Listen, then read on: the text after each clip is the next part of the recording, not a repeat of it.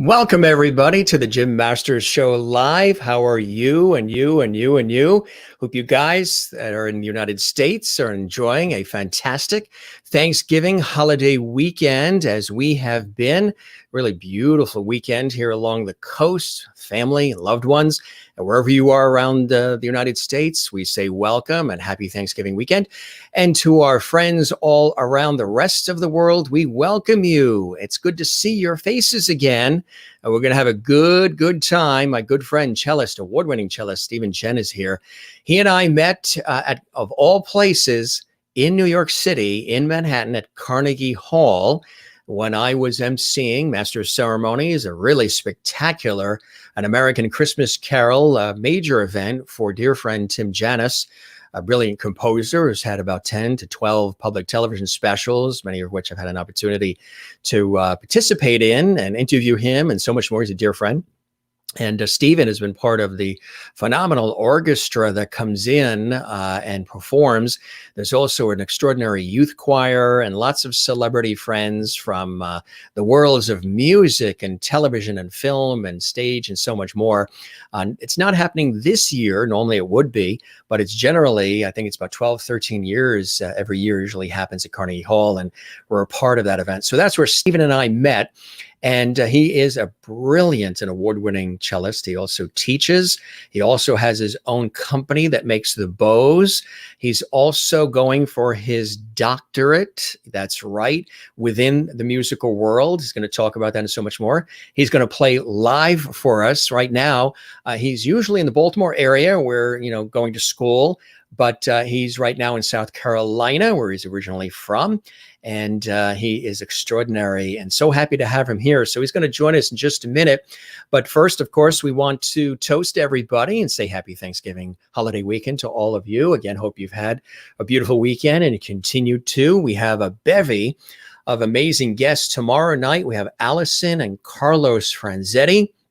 She is a brilliant pianist, and he is an extraordinary composer. He's from Argentina originally, and she's from the States, and they're going to be performing live and so much more. On Monday, we have Allison Arngrim, and Allison played Nellie Olson in Little House on the Prairie. She's going to be here live on Monday. So, and as you've seen, if you look at our Facebook page, right now we're on Facebook Live and YouTube Live right now with the Jim Masters Show Live. And you see, we have loaded up. We've been busy, even though it's a holiday weekend, we've been busy behind the scenes getting shows ready. Some amazing epic shows coming up, holiday shows, and so much more. Good to see everybody. Let's welcome some of our fantastic guests. Filipina Forever is here watching on YouTube. She says, good morning. So it must be morning where she is. Hi, Filipina Forever. What a great name. Good morning to you and welcome to the show. Mary Bishop is here. Hi, Jim and Lovities. Been having Jim Masters withdrawal. I know we were off just for a couple of days for the Thanksgiving holiday. It was nice to breathe a little bit. Television shoots, radio shows, everything was off for the holidays. So we took a little time with the show as well. Back in action now for you. It's so nice to see your faces. Mary, nice to see you watching on our YouTube channel. And of course, as we say, hello, lovelies. Welcome to the show. Happy Thanksgiving weekend. Great night of music ahead. Everybody watching on YouTube, everybody watching on our Facebook channel as well. Facebook page, that is. YouTube channel, Jim Masters TV, and Facebook page, Jim Masters TV. Sherry says, hello, Mr. Lovity. So glad you made it home safely from your mini vacation. It was wonderful. We enjoyed it along the beautiful coast, and a lot of good turkey and eggnog and pumpkin pie. Good to see you, Sherry. Leftovers too. We made General Tso's chicken yesterday and it was delicious. We posted some photos and everyone went wild on Facebook and Instagram when we did that, and Twitter. Christine Clifton is here from North Carolina. Happy Thanksgiving weekend, Jim and Lovelies. We welcome cellist Steven Chen to the show tonight, Lovely Hall. We have beautiful music tonight. Oh boy, do we. Christine, hope you had a great Thanksgiving. Hello, all Lovelies. Welcome to Lovely Hall, another night of music. You know it, from Dante CD, who is watching on YouTube. And absolutely. And yes, great interviews coming up as well. Ecstatic, you got it. Marilyn, who's watching on our YouTube channel from Wichita, Kansas, and Dante is in San Diego, California. Marilyn says, good evening, Jim and all lovelies. It's so nice to have you here. Sherry says, it's great to see our lovely family back tonight. Hope everyone is doing good. Here we go. And Marilyn, I hope you had a wonderful Thanksgiving as well. Typo, that is funny. I know, erratic interviews. I saw that. Well, at least you didn't say erotic interviews. I mean, you typed erratic. You could have wrote erotic. That would have been a whole other show. We would have to charge a Venmo or tip jar fee if we were doing that. This is all levity here. Hello, Jim and levities from Bernadette Vidal. Bernadette, good to see you. And Kathleen Walker watching. Hi, Jim, and hi, everyone. I hope you had a good day and holiday. You too, Kathleen in New York. Merlin in Canada. Hello there, levities. Did everyone overeat? We're still eating. Oh, boy. Tesla Bella, we love Tess. Tess, all the cookies are long gone. That second batch you sent, those melted in my mouth. They were amazing. We all loved them. Good evening. So happy to be here with all the levities. Our dear Jim.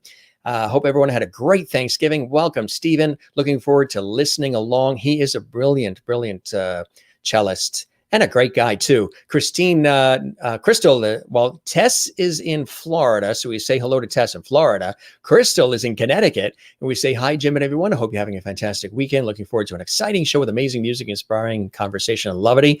You got it. And Wozniak, we went to the post office, picked up a nice package that we're going to be opening up. I think it's something really special in there, and you didn't have to do it, but thank you very much in advance. We're going to open it tomorrow, and we'll see what you sent along. I really appreciate it, Ann. Happy Saturday, Jim, and everyone. Hope everyone's Thanksgiving was awesome. You too. And cheers from Tess, and Juanita in South Africa is here. We love it. Hello, Jim, and all the levities. Lovely levities. Juanita, good to see you as well. And Renee Katz, happy Thanksgiving Saturday from the Midlands of Queens, New York. Love the cello. I know it's one of my favorite instruments. And so can't wait for tonight's show. Soraya is here as well. Good to see you, Soraya. Absolutely. Mr. Chen, welcoming him to Levity Hall. You are now a levity. Mr. Levity, welcome back. Missed you. Thank you very much. I told Stephen he's going to be welcomed lovingly as a levity, so he's prepared for that. He is prepared for that. Jennifer Barry says, hi, Jim. Not feeling good now. Going to watch from the bed under the warm comfort. Well, we hope you feel better, Jennifer Barry, there we'll make you zen. Watching in Allentown, Pennsylvania. Marsha Murphy Watson. Hello, of course, we overate. Of course, right? And the leftovers. Cheers from Merlin and Crystal. Happy Saturday from Sharon DeMaria. Yes, and Mary over on YouTube tonight as well. Tina is here. Welcome, Tina. We love it. Hope you can subscribe to our YouTube channel. We're also on Facebook at Jim Masters TV. Hi, Jim. Hi, levities. Hope everyone had a terrific Thanksgiving. You too, Tina. And Jim, I saw a PBS special today during the break. I saw you doing your promo stuff. So you saw me on PBS today. Fantastic. The special, great job on the special. It's called Tim Janis Celtic Hearts. That's right. We did that. We filmed it up in Maine. And I did the PBS pledge breaks and master ceremonies. And there was a beautiful concert filmed in Maine, also in Ireland. And I guess they're airing that on public television. One of the specials we did, airing it in December. Also, look for me with Trans-Siberian Orchestra, the Christmas holiday special. We just did some segments for that. That's going to be airing on public television, especially in Connecticut. And Tess says, looks so good, Jim. Great to see you. You too, Tess. Karen Campbell Green in Nova Scotia is here as well. Hello, Jim, and all levities. Good to see you as well. And Ralph Lampkin Jr., good evening, all levities from Indiana. Good to see you as well. Maureen, hello, my fellow levities. I'm so happy we're back together again for this exciting show tonight and so much more. I'm going to welcome my very special guest, Steven Chen, to the show. He is, again, amazing at what he does, and he is so focused and so talented. And we used this picture in our promos, and just want to tell you a little bit about him. Winner of the 2014 Lincoln Center National Soloist Award from the Forte Festival, Chinese-American cellist Steven Chen has performed with premier ensembles across the United States and Europe with brilliance and charisma. Steven's playing has been praised by the Greenville Times as royal, magnificent, and soaring, and a warm lyrical conversation by the Baltimore Talbot. Since 2014, Steven has enjoyed a prolific career as a soloist, chamber musician, guest principal cellist. Past engagements include Walt Disney's Night of Stars, Carnegie Hall's Spotlight Concert Series, the Mid-Atlantic Symphony, Brevard Festival Orchestra, Spartanburg Philharmonic, Greenville Symphony, Asheville Symphony, Montclair Orchestra, and so many others. Peabody's Harbor String Quartet and more. Well known for his social advocacy, Steven has appeared at Carnegie Hall for Kate Winslet's Golden Hat Foundation. That is the Tim Janis American Christmas Carol concert that I've emceed. That's to support children with autism, as well as Al Gore's National Resource Defense Council for Environmental Awareness. He is pursuing his initial studies as well with former teacher Kathleen Foster at the Lawson Academy of Fine Arts.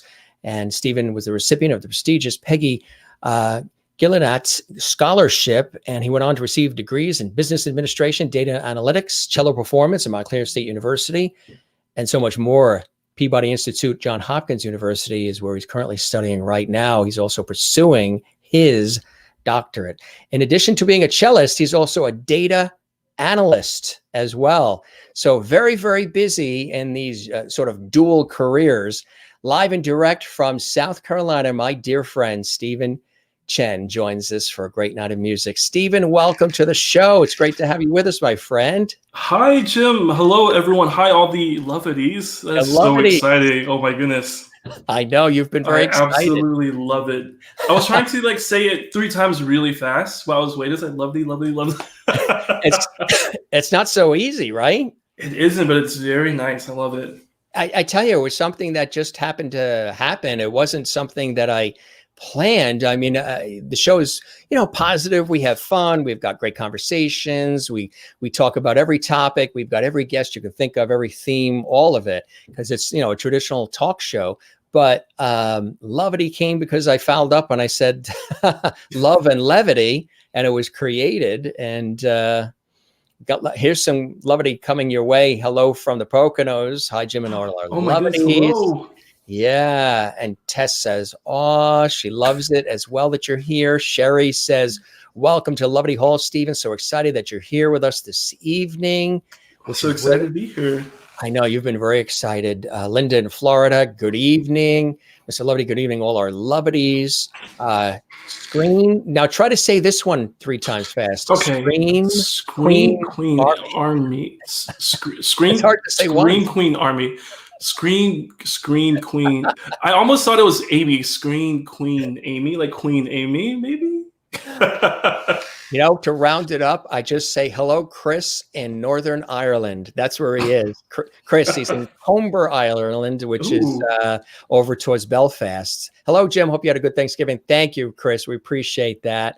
And but that's a handle that requires some practice. That's for sure.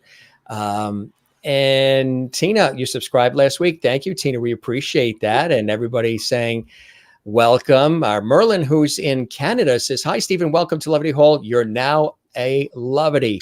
Tina says, welcome to Levity Hall, Steven. Mary Bishop in Florida says, welcome, Steven. Linda in Florida says, well, good evening, Steven. You're now a levity. Crystal Nolan in Connecticut. Hi, Steven. Welcome to Levity Hall. And Karen Campbell Green says, and she's in Nova Scotia, the cello is such a beautifully sounding instrument, and it really, really is. Bernadette says, welcome to Levity Hall. She also loves the cello. So do I. And let's see. In school, I did violin. I don't know if I ever told you that. I did violin. Oh my gosh. And now guitar and singing. Oh, wow. Yeah. Singing you do everything. Oh my welcome, goodness. Steven, from a former South Carolina resident. Oh, hi, Ann. Oh, my gosh. I'm in Spartanburg. I don't know where you are, Ann, but yeah, hello. That's fantastic. Thank you, Linda. I know you like when I sport this cool hat. Welcome, Steven, to Levity Hall from Marilyn Hammond. She is in Wichita, Kansas. She welcomes you. And Kathleen in New York City welcomes you as well. Linda welcomes you. Stephen, hope you had a happy Thanksgiving. Oh, you too, Linda. Not great. Jennifer in Allentown, Pennsylvania. Hi, Stephen. Hello. Marcia Murphy-Watson says her little girl lives in Charleston, South Carolina. We were just talking about Charleston. You've gone there often, right? I love Charleston. Charleston's beautiful. And Juanita Juanita, who watches regularly from South Africa, says, welcome to the show, Stephen. She loves good music as well in South Africa. Late at night there. Oh, yeah. Yeah, thank you, Linda. You too as well. Hope you had it. Tommy V is watching. Rock on, Steve. Love your music. Tommy V. Thank you, Tommy. Joy Lorenzo, good to see you, Joy. Good to have you here. And that wonderful picture of you and Connor, grandson Connor's there. We love when Joy is here. Nice to see you. She's in New York. And Maureen, hello, Stephen. It's nice to meet you. It's like a virtual meet. It's nice to virtually meet you too. Roy says, hello, Stephen. And Christine says, welcome to the Jim Master Show Live, Stephen. You're now a levity. Thanks for joining us tonight. I enjoy the cello. And she's just north of you. She's in North Carolina. Oh, I'll just wave hello up there. Yeah. Anne says, from Dillon, South Carolina, live in Jacksonville, Florida now. Screen Queen Army says in high school there in Northern Ireland, he learned the recorder. He was rubbish. Don't you love that expression? Rubbish. I'm going to start using that from now on. I was rubbish. I was rubbish. Does that mean you weren't so good? I was rubbish. Yeah, I got to start using that in my vernacular too. When somebody says something I don't like, that's rubbish. That is funny. I was rubbish. That's a great. I love the Irish and the English expressions. She was born in Rock Hill, South Carolina. Linda, see, great to see you as well, Joy. And Claudia's here. Hello, Jim. Everyone here. Happy Saturday. Good to see everybody. So, my friend, how have you been during all this? You've been actually busy because of schooling and virtuals and a lot of different things that you're doing. Tell us what you've been doing during all of this craziness. Oh my goodness. 2020. Oh yeah, this has been a crazy, crazy year. But I know it's just, I think it's actually given me a lot of time to be more productive. I don't have to.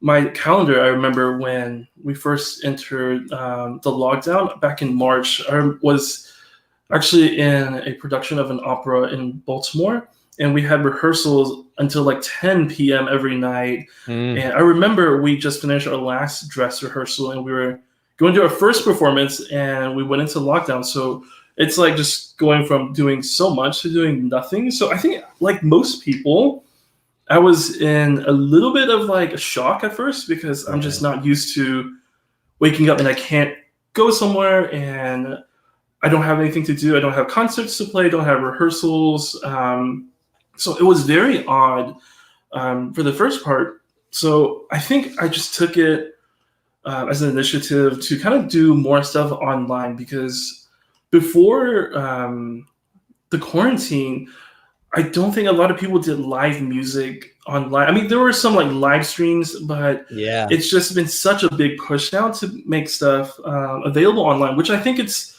really cool in a way. Well, to look at like the bright side of things, it's like a very cool way to make it accessible to a lot of different people. So I think right when the pandemic started, I messaged my friend who's also a really fine pianist in Baltimore, and we actually recorded some Rachmaninoff, and I think Jim is going to play that a little later. So that was really fun. And speaking of virtual music, so now that we're getting more comfortable with doing performances online, I'm actually producing a virtual concert series that I started in Baltimore with some cello players in my studio at Peabody Conservatory.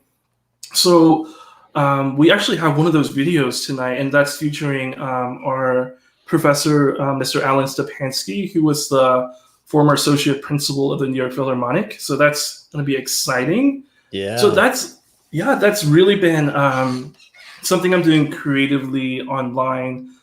And there's just some, like, I remember I played one recital, just one, versus like the amount of like concerts I would give regularly. But I gave just one concert this past summer, and that was an online virtual concert. So that was kind of neat. It was like my first time doing something like that, but it's just so wild now because like music and technology, they're just all coming together like very suddenly. Right. So that's what I've been doing with like the musical part of the year. But so funny enough, like you mentioned, I actually did go to business school. It was fun because I went to Montclair State, which is right outside Manhattan in New Jersey. Shout out to Hmm. all the New Jerseyans. I love New Jersey. It's such a great place. Yeah. Um, so I got a degree in administration and data analytics or science, but so that actually came in handy because when I was at Hopkins doing my master's, we are required, which I'm very grateful for, to kind of study how to like promote or brand ourselves in these professional studies. And Hopkins had a competition to pitch a grant idea, a grant proposal. So I actually pitched an idea to manufacture these tools for string musicians called Arcobow. And basically, it's a piece of silicone tubing that helps stabilize playing for string players. And so I actually won the grant, and they notified me towards the end of summer. So this entire past fall has just been getting the company settled, getting our paperwork done, sourcing all the materials and everything. So you guys will probably see something about it maybe beginning of next year. We're hoping to launch then. But yeah, that's Do you have one of definitely them keeping me there? busy. Is I'm the one sorry? that is that bow that you have there? Is that one of them? I actually, it's not one of them. So what essentially will happen is the grip will go over this little area right here, and it just really helps when people play. It's great, especially for just starting out with an instrument. If you're a beginner, it really teaches you how to grip the bow, and a lot of professionals love using it for the comfort. Which is great. Right, exactly. And of course, you've got your beautiful cello there that we're going to have you play some selections on too, and maybe even a beautiful Christmas tune as well as we kick Maybe, off our yeah. holiday spirit together. So tell us, and we've got some great music. He's going to perform live, but we also have some other surprises for you too that Steve was just telling us about. Steven, where did your interest and your passion for the cello, which I think is one of the most beautiful instruments on earth, develop? Like I was mentioning to you beforehand, you and I met of all places, and what a place to meet. We met several years ago, actually, now at Carnegie Hall when I was, which I still do, and I know you still get involved with the Tim Janis American Christmas Carol concerts to benefit Kate Winslet's charity, the Golden Hat Foundation, and you're usually within the fabulous orchestra, and emceeing and doing other things along the line there for Tim and the gang. And you and I just stayed in touch, and other performers, we've just stayed in touch and stayed friends. But even before that, I had studied violin, as I was mentioning too, as well, and you took cello. What was it about cello that spoke to you early on? And tell us about those early pursuits with the cello for you, Steven. Oh my goodness. So we are going to go back in time. I think I discovered the instrument because up until I started elementary school in South Carolina, because I'm initially from Guangzhou in China. So my family moved to Georgia. And then when I was, I think, in the fourth grade, I moved to South Carolina. And South Carolina has a really strong music program in their schools, especially for strings and for band. So initially, I was very set on playing the flute because I thought the flute was so cool and it looked really shiny. And of Yeah. course, I was like, let me get something shiny and that's not too big to carry around. Right. But when I was in, I think this is towards the end of fourth grade, we had a instrument petting zoo where some of the high schoolers from the local district would bring in the instruments and they would play something for us. And I remember they would go down a line and each player will kind of sample the instrument. And someone played the theme from the Pink Panther. And I was like, that is so cool. I want to do that. So in the next year, I went and I got measured and I got this very tiny cello. And I started learning cello in fifth grade. And I don't think I took it too seriously. It was just like a very nice hobby that I was doing in school. I remember it was every Tuesday and Thursday, every morning I would go to school early and we would go and we would play music together. And then I continued that throughout all of my grade school career, actually. And then I started taking it more seriously in high school. I started entering in some local competitions. So I became more involved with it, with a lot of the more different ensembles. And I started taking lessons with Kathleen Foster at the Lawson Academy, which is Converse College. It's just their pre-college division, or in the School of Fine Arts. So I started taking lessons there, and that's where it all started. Yeah. Mm, mm. So do you still like the flute? Does the flute still speak to you too, or the Oh my cello's it? goodness. It's a very I'm very lucky that I like big cars, because I just purchased a new car, and I have, every time I go to a dealership, I'm like, I need something that would fit my cello. So of course it's good that I like big cars, but I still love the flute. I would love to learn it, but Yeah. it's just, once you learn like a string instrument, it's so weird to kind of just think about playing a woodwind instrument, because I think there's some, I've had friends that have told me how they play, and I know it's like this whole thing with your embouchure and your mouth. So it's like it develops with them. So I think it may be a little too late for me to start learning. But I don't know if any of you guys also are familiar with like woodwind instruments. If you are, let us know in the comments. But Who's I would, wonderful is Mir Magoon, who, has been at the Carnegie Hall events, and she's extraordinary. We did a whole, and I encourage folks to go back in our archives and watch that episode. She was live from London, and she played live for us, and she is brilliant with oh my goodness. the flute. Absolutely. And she was in the Celtic Heart special as well. It's just absolutely fantastic. Really, really wonderful. Oh my gosh. I've always loved the flute too. It's interesting. And I think I might have mentioned this to you.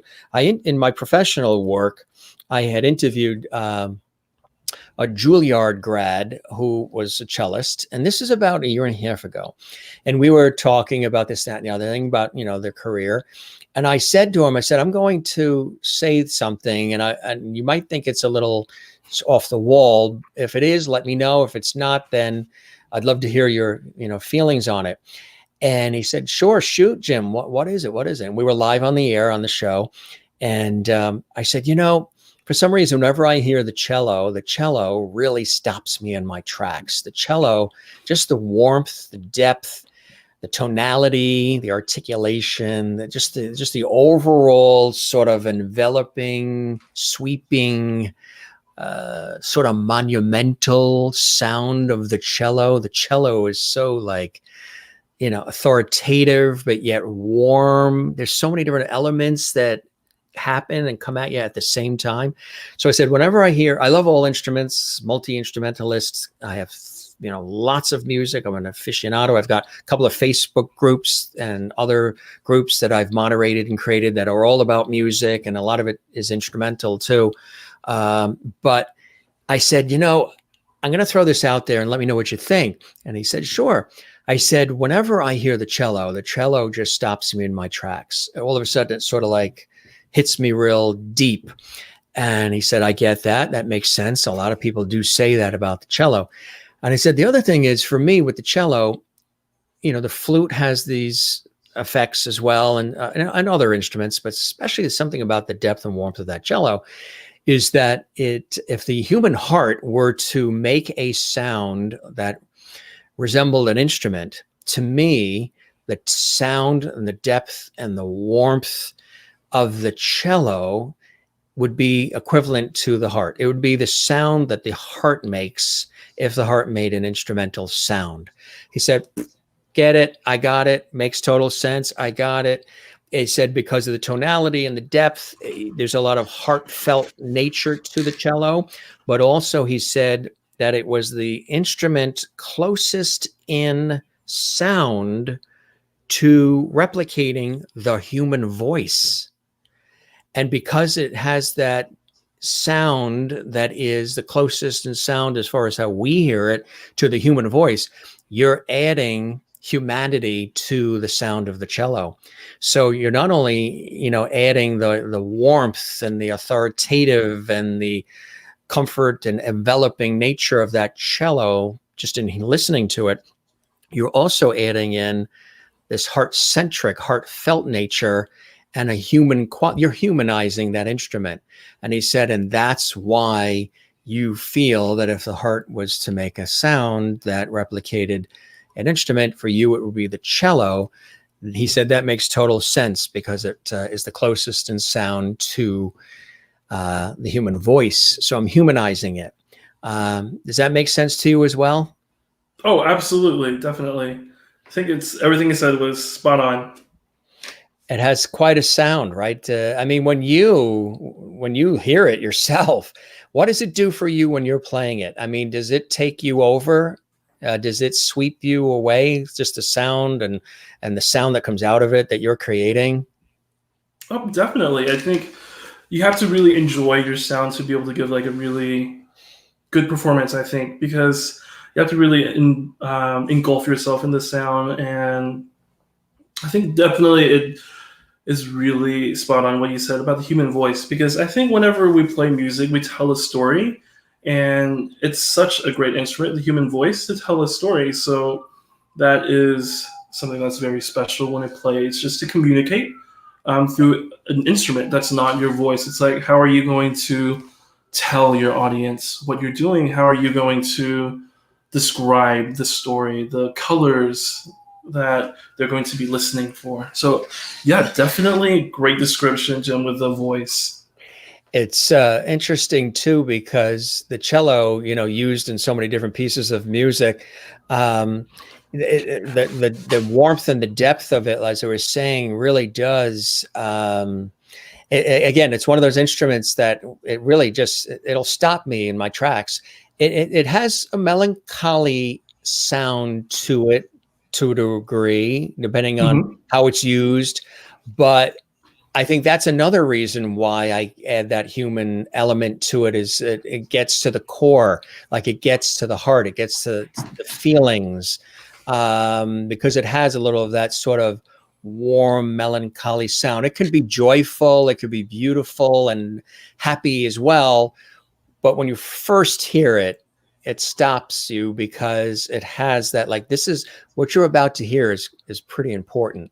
At least that's whenever I hear the cello, what I'm about to hear is going to be something of importance. And it's going to leave me moved. Renee Katz, who's a wonderful cabaret singer and performer in New York, says, love your comparisons of cello to the human heart and voice. It sweeps her away as well when she hears it. And Tom, who's watching, says, welcome to you. He has no ties to South Carolina, but he does play the double bass. That's great, Tom. And Marsha wants to know, are you a Clemson Tiger? I am not a Clemson Tiger. I actually have performed in Clemson, I think in Clemson University, in their, I think it's called the Brooks Performing Arts Center. I did a few concerts there, and it's a really nice place. I love Clemson. Mona says, hi, Jim and Steven and all the levities. And Juanita talking about Emir, the wonderful flautist we had on. Absolutely. Gigi says, looking and sounding great, Jim. Saying hi, Gigi, Norwalk, Connecticut Unity. Hi, Gigi. It's good to see you as well. We're friends actually with David Friedman, David Friedman is a brilliant composer. Composed a lot of music for Aladdin and so much more. He's a great friend, and Sean Monaco as well. Merlin asks, did your parents like you picking such a large instrument? I don't think they mind, because my two little brothers also play cello. So Mom has a minivan to carry us all around. Yeah. Wow. Do you want to show us the actual instrument? It's sitting there next to you, right? Want to show us what the cello looks like? So let me move you guys back just a little bit. And is it a specific kind of cello? Cello is not just a cello, right? There's different kinds. There are many kinds of cello. So actually this year I started studying the Baroque cello, which is not the earliest variation. I think the earliest was the viola da gamba. And then there's a Baroque cello, which has a completely different setup, but this is a modern Italian cello.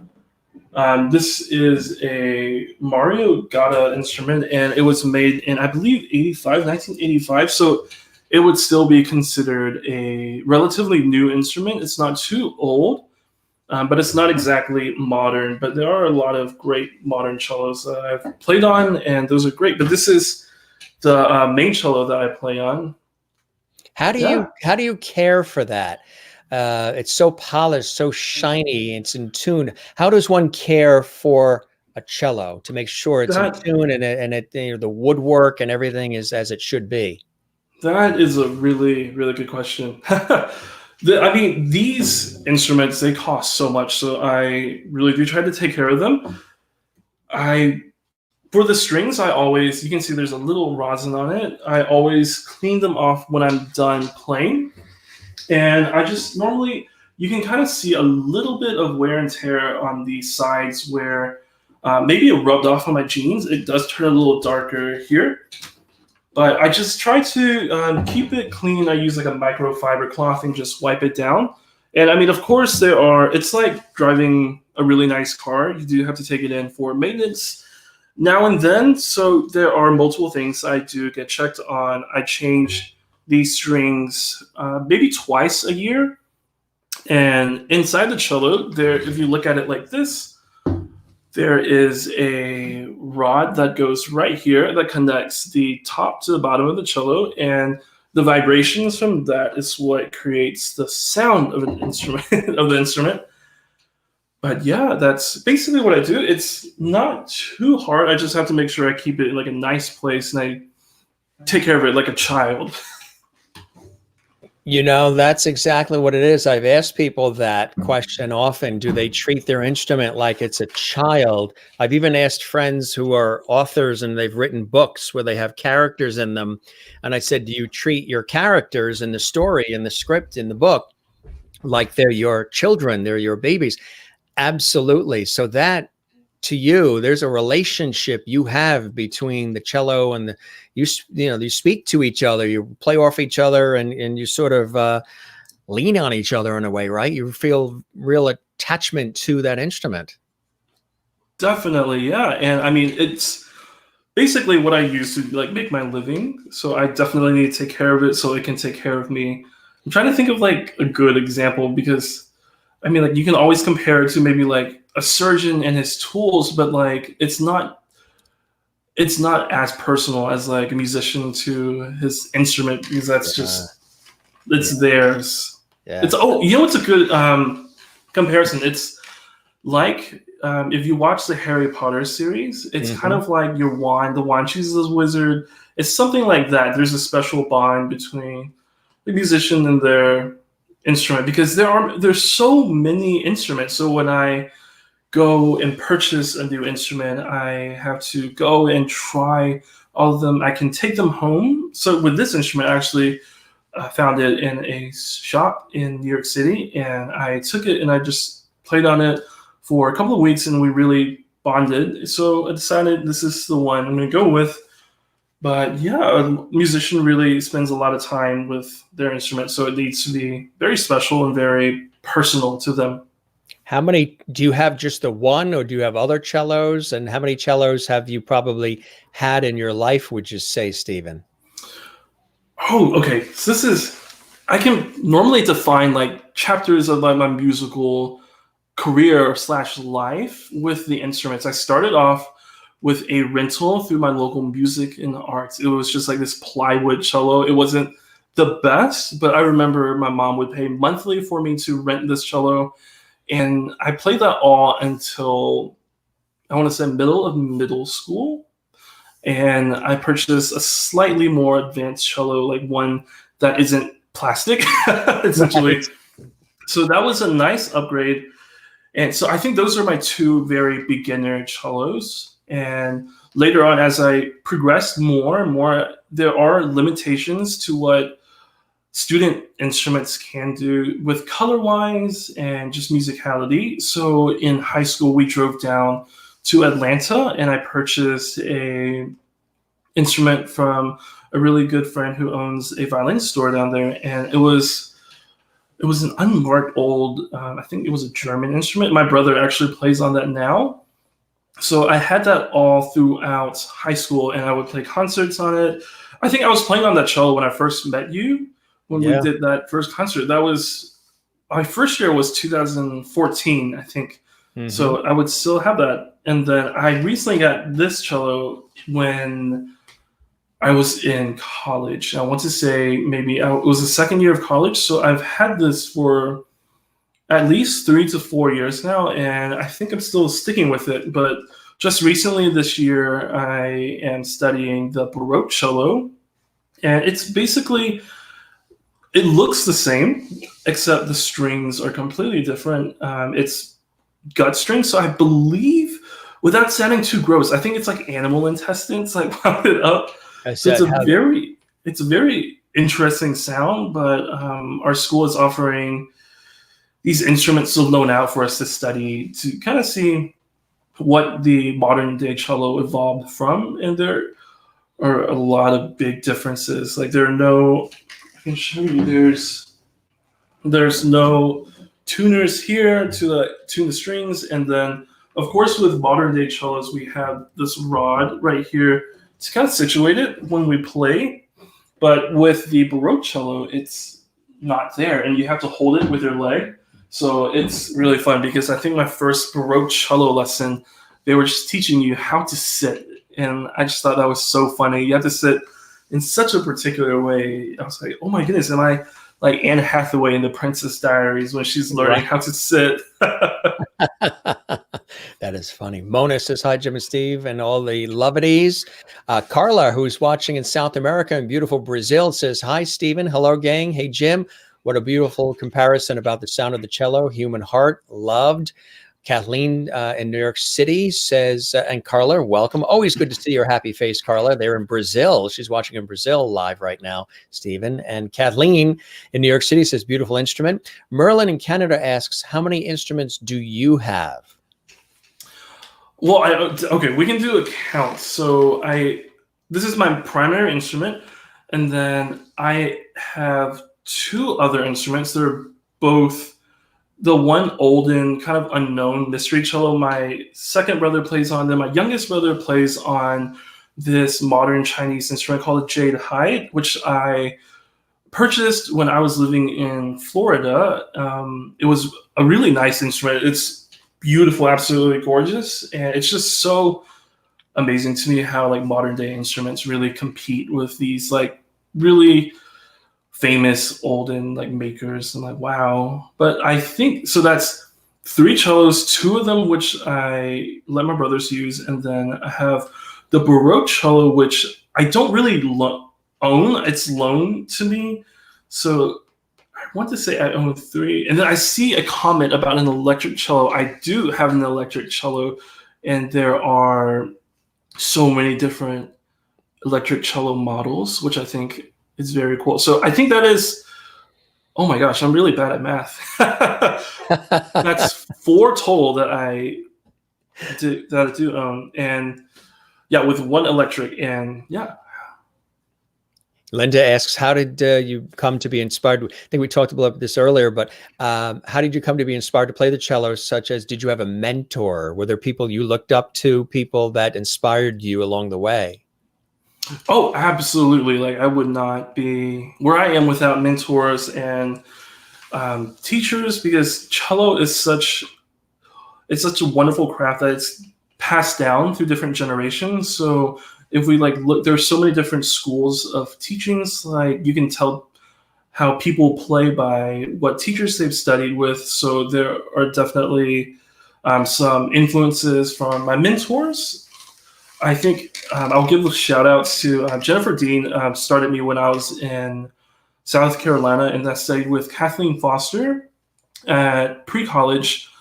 And when I was in college, I am especially thankful for my mentor, Nick Savoris. He plays in the Shanghai Quartet, so it's like a very, very fine cellist. And for college, I was actually recruited by the Shanghai Quartet when I was in a music festival in Brevard, North Carolina. They have the music center there, so I attended that as a high schooler.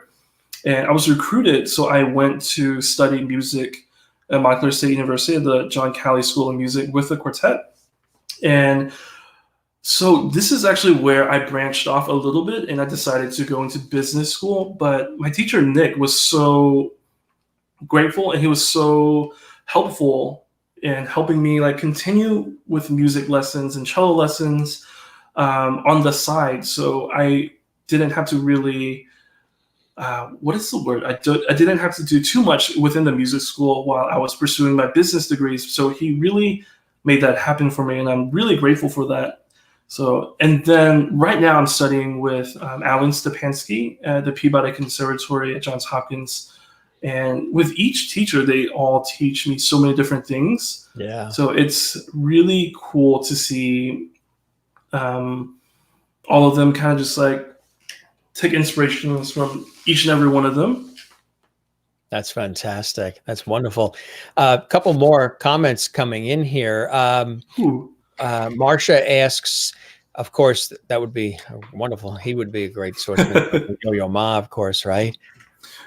Yo-Yo Ma is great. He came to Greenville once to do a concert, and I have a selfie with him. He's such a nice guy. I would imagine Itzhak Perlman, too, would be another incredible person to look up to. Juanita says, how many cars do you have, and which one is your favorite? She's in South Africa asking. That is funny. Juanita, that's a good question. I always drive really big cars, so I've only had two, really. I've had a 2004 Honda Pilot. It resembles like a large like lunchbox. It's just like this huge box. So I drove that throughout high school and throughout college, and I just purchased a smaller SUV that does still fit my cello. But now I don't put my cello in the trunk. I actually strap it into the passenger seat, and I put the seatbelt on, because I think this is such an expensive instrument, I'm going to really protect it, make sure that it's not just moving around in the trunk. Now, for people watching who are not sure like what that would be, what is the average cost of a really decent, good cello these days? I'll tell you what my teachers told me. With a cello, it's an investment, because you have, especially now, we have so many different modern instrument makers that are making cellos so quickly and beautifully. So we have those accessible, and those aren't very expensive. Like if we wanted to look in the market right now, you can find an amazingly decent instrument under $10,000. And that would serve you very well. If you are a student, they have a lot of student models that are available, maybe like within like the under 5,000 area. But I think generally for like professional, I really can't say, because there are so many weird stories where someone may accidentally found this really old cello at a like garage sale or something. So there's so many weird things that goes into it. But if you were to go directly into the market, you wanted to walk into like a violin store and you wanted to find a really nice cello, I'd say at least maybe 20,000. There are so many different variables, but I guess that's what I would say. So it's like you say, it is an investment. That could be a small car, and it's an investment. Oh, absolutely. Yeah. It's an investment. So the next time you see somebody, dragging that big case with the cello in it up the stairs coming out of a subway, don't bump into them, because there could be a $20,000 piece of gold in there that they worked all their life to scrimp and save for. But boy, the sound it puts out, huh? I know you're going to play live for us too, but we do have, we're going to get into some great music too, and more conversation and levity and the whole thing. We have this one here. Tell us about this one again, and we will play this for our audience. Great. So this is the first installation in a virtual concert series that I produced with funding from Johns Hopkins University and the Peabody Institute. So these are the ensemble that you're going to see in this video. They're all studio mates that I study with. That we all play together like during regular circumstances, and they're wonderful people. So our teacher had an idea to kind of bring everyone together and record something. So I spent maybe like 24 hours on YouTube and learning how to like produce these kind of videos, how to mix the audio, how to put a video collage together. And this is basically the final result. And we're gonna actually, there's more coming in this concert series that it's once a month we'll release a new video.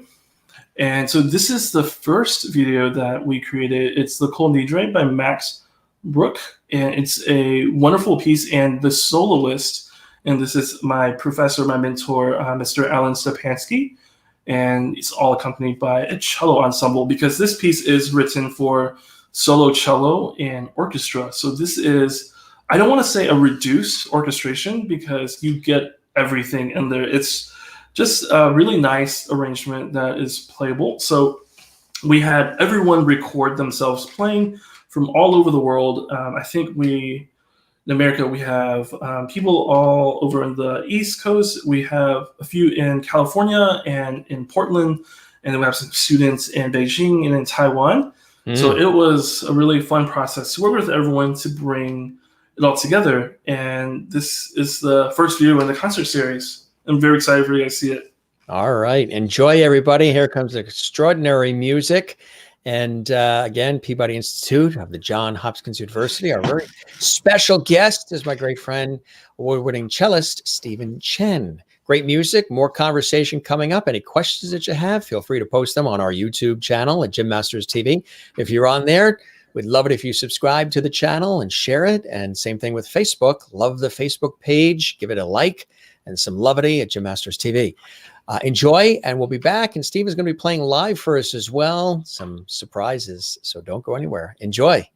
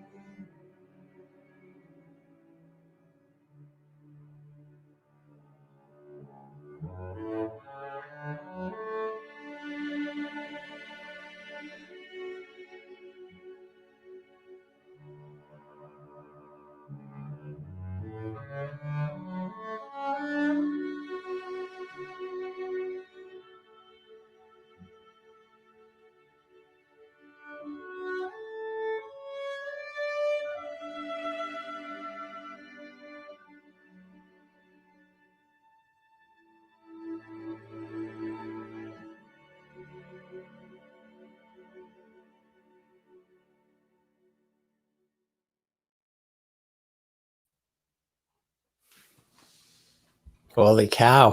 That was that was gorgeous. That was absolutely Thank you. Thank you so beautiful. much. Yeah, really, really beautiful. And that was something assembling everybody like that too, huh? That was quite a, deal Oh my to put everybody goodness. together, huh? It is quite a challenge because everyone has very different musical ideas of how things should go. So it was a matter of just creating a click track that I sent out to everyone, and they played over the click track and they sent it back to me, and then I just go in. It's normally like a couple of days for me to process everything to make sure it lines up. But yeah, the ending, it's very rewarding. Whenever I do a Oh, project like this, it's so fun to hear how it all turns out. absolutely, absolutely. Rini says this melody opens the Yom Kippur Mhm. service in all temples. It is exquisite. She's in New York, and then Linda in Florida says this sounds so beautiful. Thank you, Tristan, Linda. hey Tristan, good to see you, Tristan. Tristan says Stephen is the best. Tesla Bella, who's wonderful. She's an actress and she's a voice artist and so much more. Comedian. She is a wonderful person. She says she's in Florida. She says this is so beautiful. I can't believe it. Thank you so much. Most Thank beautiful you. concert ever. And she speaks the truth from her heart. Kathleen in New York says lovely. Juanita in South Africa, so beautiful. Merlin in Canada says soothing. Crystal, very beautiful. She's in Connecticut.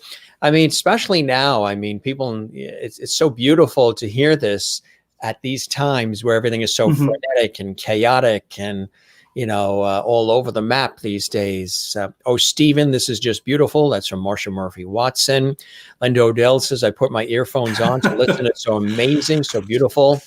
Maureen says, I close my eyes as I listen to this, and my mind goes to a place of calmness and serenity. More Oh, thank coming in you. from our levities. Beautiful and soothing from Ann Wozniak. Standing ovation from Marcia. Rini says, so gorgeous. Thank you. Bravo from Merlin. Christine says, beautiful, relaxing, soothing cello music, spirit and soul healing as well. Really, really nice. Did you want to play something live for us too? And then we'll also play the Rachmaninoff a little bit later too. But is Oh there a yeah, selection absolutely. on that So gorgeous, fabulous instrument you have there, that cello? yeah, so let me do this really quick. I have two selections tonight to play for everyone, for you levities. Don't you love Such a that word? wonderful word. Yes, I I do. do. So I will be performing unaccompanied. So this is for solo cello, and this is two movement out of Johann Sebastian Bach's cello suites. So the cello suites are sets of dances, and I think everyone knows the most famous one, which. So I'm not playing that tonight. I am actually playing the Sarabande in the Gigue from the third cello suite in C major. And this is one that is always really loved because it's very homey and very warm. And I think that's something we need now. So Yeah. I'm going to move you guys back just a little bit so I don't really bump into Tesla you. Bella says, like heaven. And Gigi, it's good to see you, Gigi. Welcome, my friend. I hope you'll join us more often. We're every night on the Jim Master Show Live. Needed to hear something so peaceful. Thank you. Our pleasure. And she's loving it. She's down in I'm glad you're loving it. Maryland and Wichita, Kansas says beautiful and thank you. Don't go anywhere, folks. We have lots more coming up. So that's quite a selection that you're picking there, and that's going to be really beautiful as well, my friend. So what you're listening to is the Sarabande. It's a more slower, more intimate dance, and then the Gigue is just this very lively dance. So there are two separate pieces that you're listening to, and here they are. Well, I've been emceeing. You've seen me emceeing at Carnegie Hall often enough, and now I'm going to introduce you. I'm going to MC for you on the Jim Master Show Live. Here is our very special guest, award-winning cellist, Steven Chen. Steven, take it away. Thank you, Jim. You're welcome.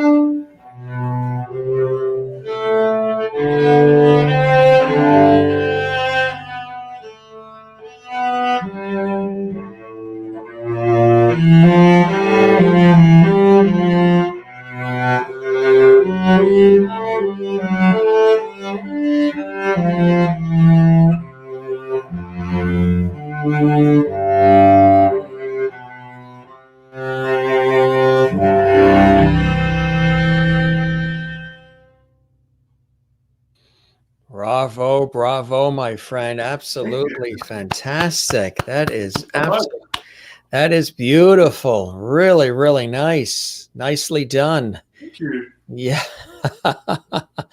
And the sound is so fantastic as well. You know, somebody asked an interesting question, and I know with guitar, and of course, I would imagine with the cello, somebody asked the question, I think it was Merlin, for a left-handed player, do you just reverse the strings? That is that's a very good question. I don't reverse the hands because I think everyone is just trained to do it with the right hand, the left hand. But it's funny because I do wear my watches and all my rings on my right hand because You do. I use this hand to play. So do I. Yeah. Might do the right Nice. because I'm left-handed. Yeah. Yeah. Marcia says, I imagine your younger brothers learn a lot from you. Oh my goodness. I think they get tired of me. They're annoyed by me, but we do get along. We're just like siblings. We like bicker, but it's fine. Truly amazing talent, Stephen, from Crystal. Carla in Brazil. Wow, a special selection for Lovities. Linda in Florida. Wow, amazing. Marilyn in Wichita, Kansas. Beautiful. Thank you. Kathleen in New York says, very, very nice. Awesome from Ann Wozniak. Standing ovation from Marcia Murphy Watson. Claps from Carla. Juanita, most beautiful. Thank you, Stephen. Jennifer is okay. She wasn't feeling too good in the beginning of the show. And she says, what a treat. Thank you, Stephen. Good magical. Jen is zen. We made her Thank zen. you. Thank you. I hope you feel better, Jennifer. All right. I knew that she would after a while. Is there something else while you have it there that you'd like to play for us, my friend? So this is the jig. This is something lively for you guys to enjoy, maybe tap your feet to. So let me set up this here.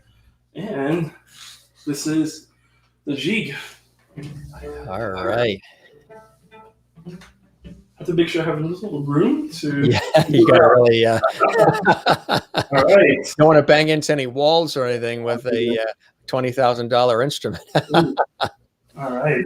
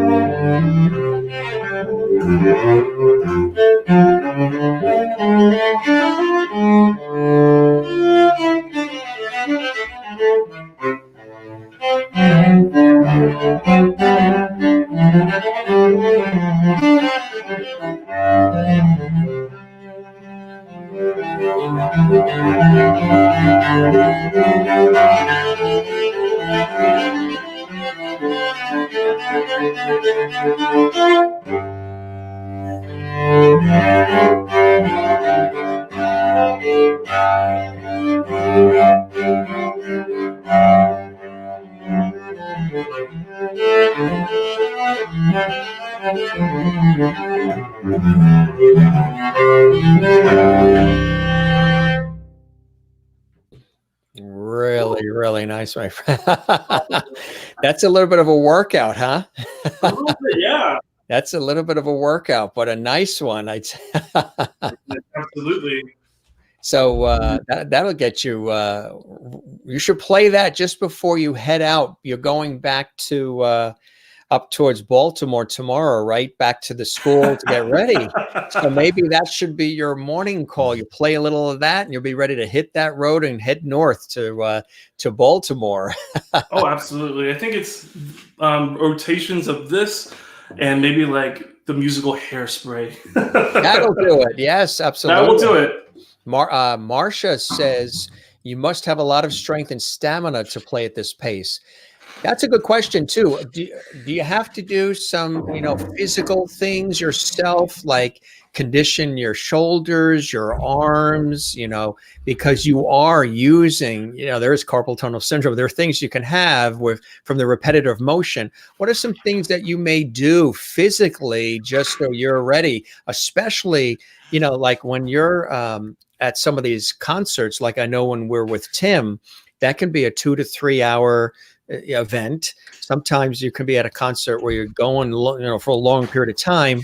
How do you do to prepare physically so you can handle longer pieces and lengthier concerts and maybe studio events? Oh, that's such a good question. And I like to think of playing an instrument. It doesn't matter what instrument.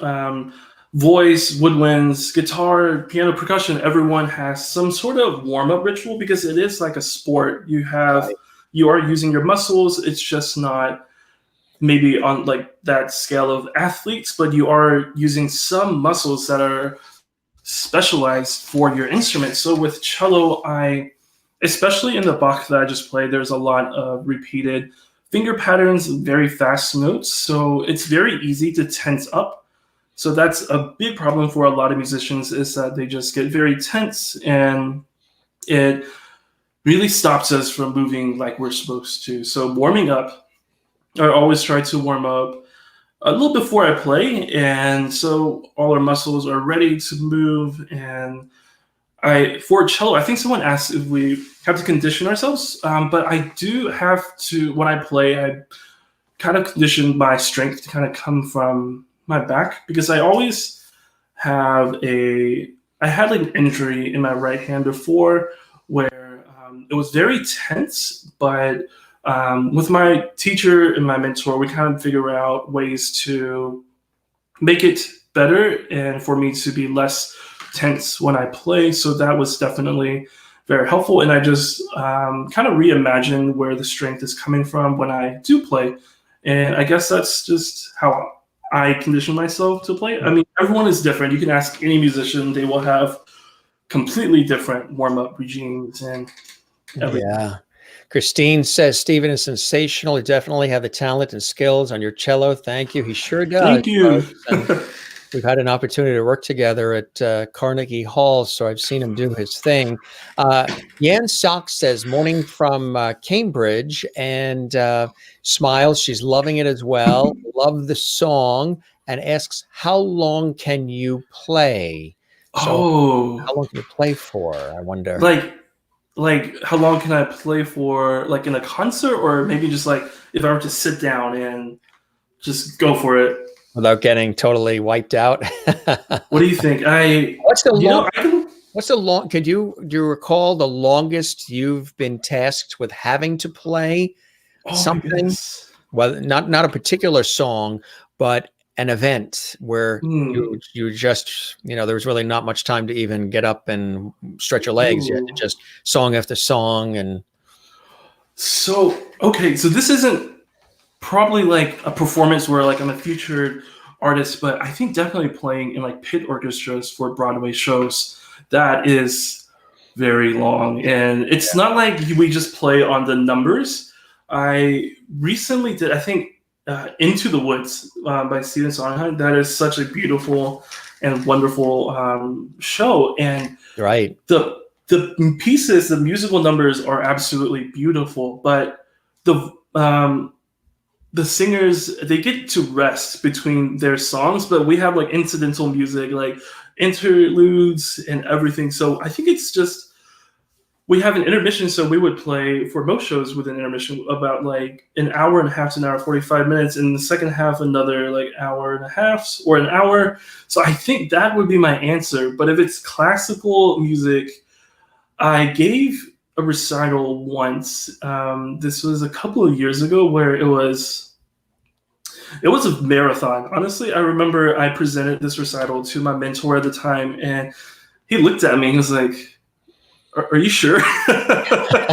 But it was a long recital. I think it was around maybe 2 hours with an intermission. And for this recital, it was a wide variety. It was like a platter of different pieces. And one of the pieces that I played on it was the Rachmaninoff Cello Sonata in its entirety. And that is a workout for the pianist.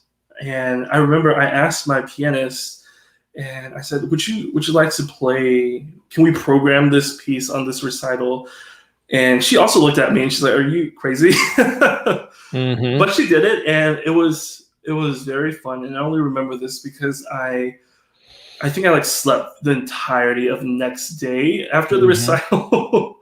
But I think those are my two answers. Definitely a Broadway pit orchestra, or just like a very long recital program.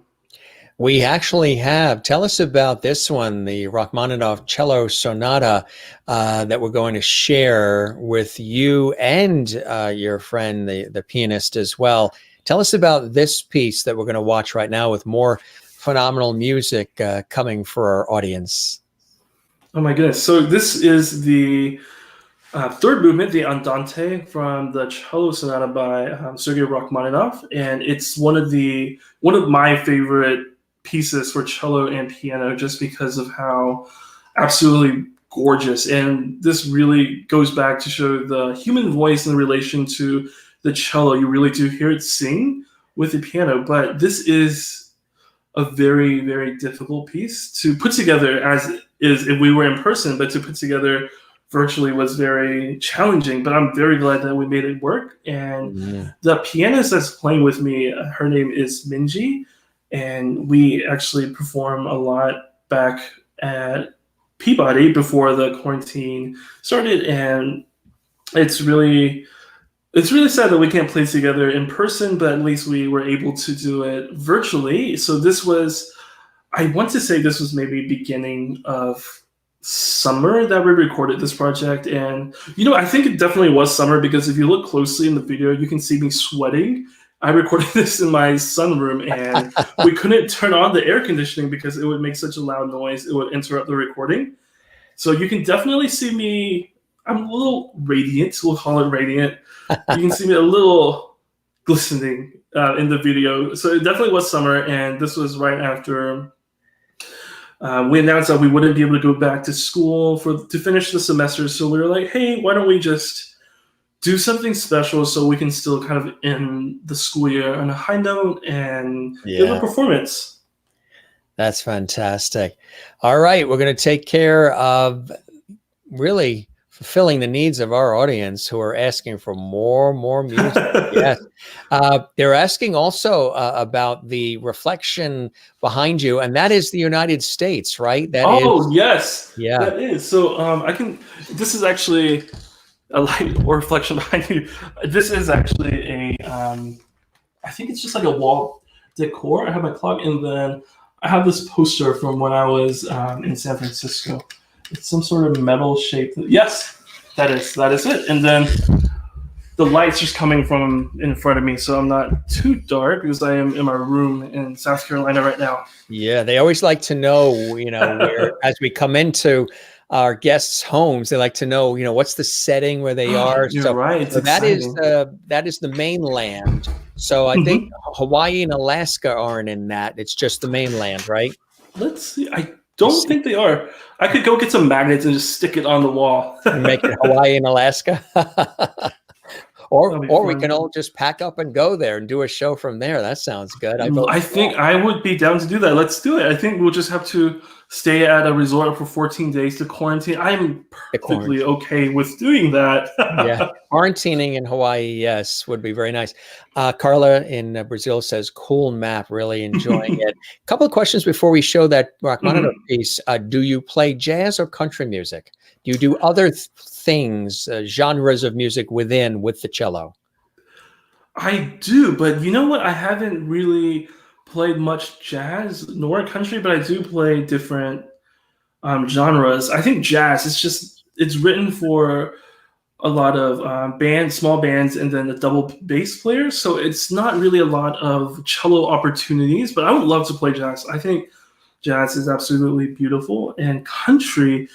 I do really like enjoy country music, but I unless maybe if I wanted to go, I think maybe um, there's not that much that I can do for country, but there's also that.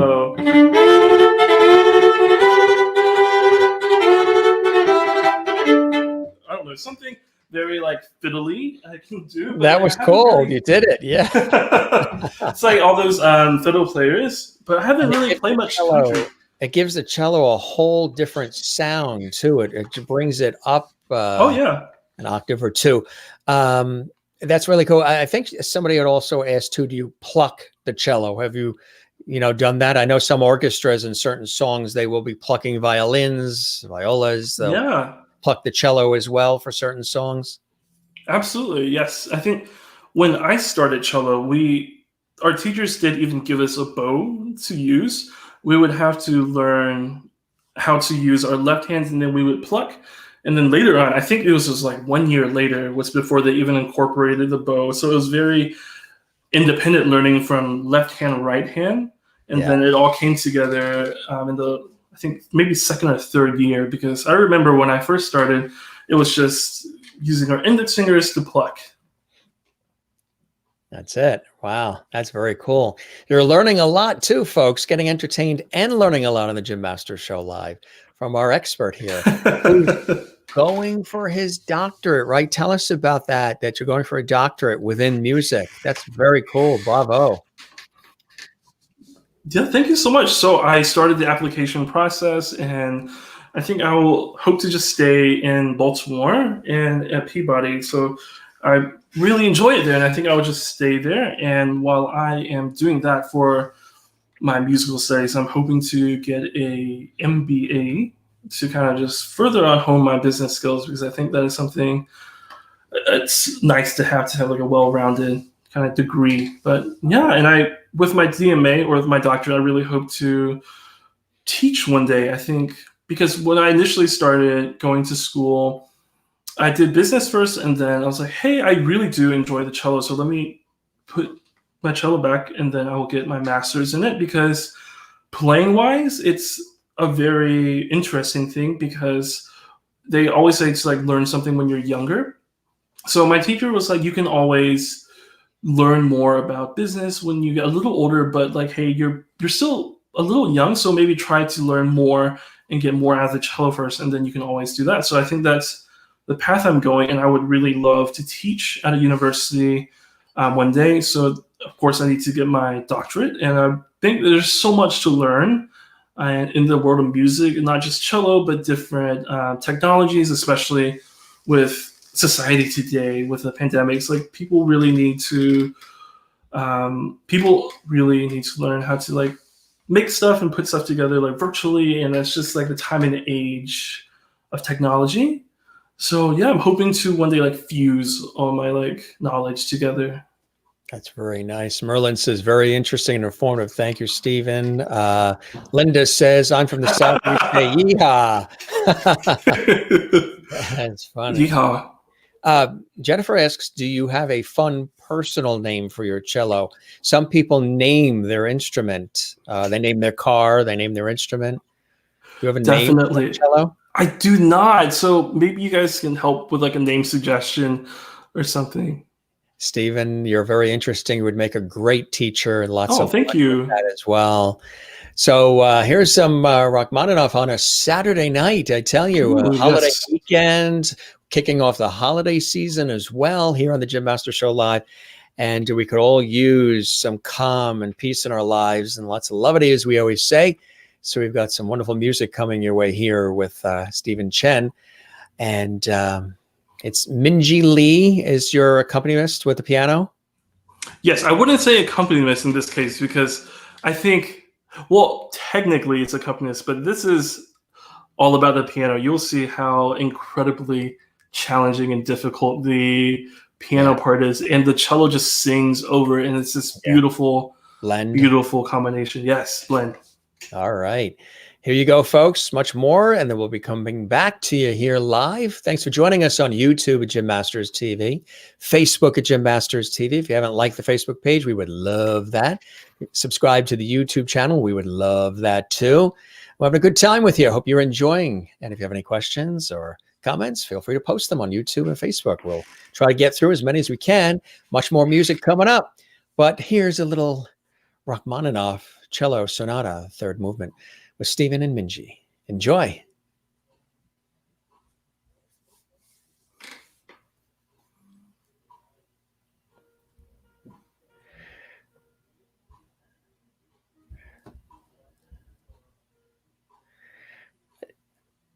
There we go. Let's bring that one up. Here we go.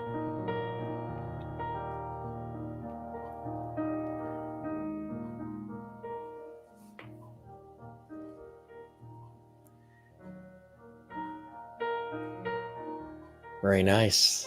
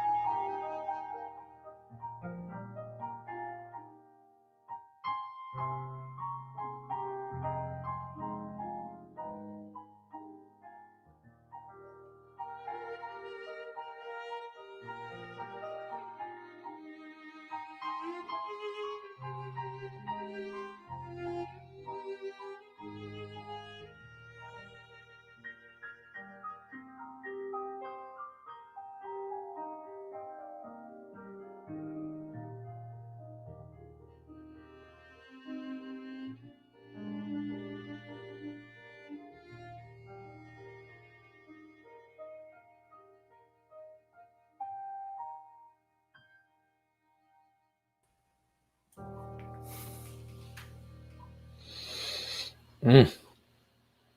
That is simply gorgeous.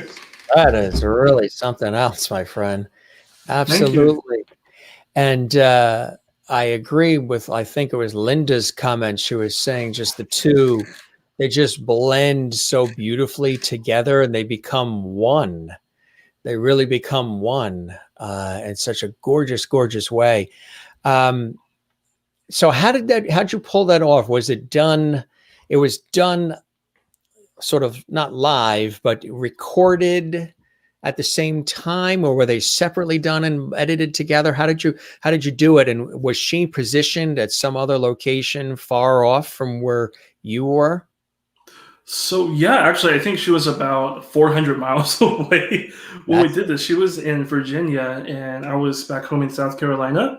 So we recorded the piano track, and because basically we hear how many notes the pianos play, and it's just incredible.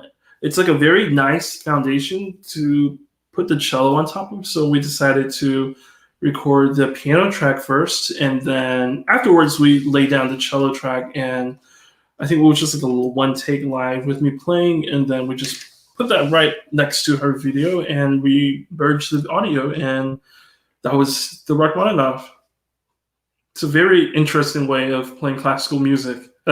absolutely, really, and beautifully done. Juanita says perfect. Thank Um, you. and Mary says so pretty. Kathleen says very talented. And Rini says Rachmaninoff and Chell equal human heart. Yeah, like we were talking Absolutely. about, like we were talking about. Sherry says so beautiful. Marcia says that is gorgeous. Merlin says beautifully played, Stephen. Jen she's still Zen, and That's good. That's good.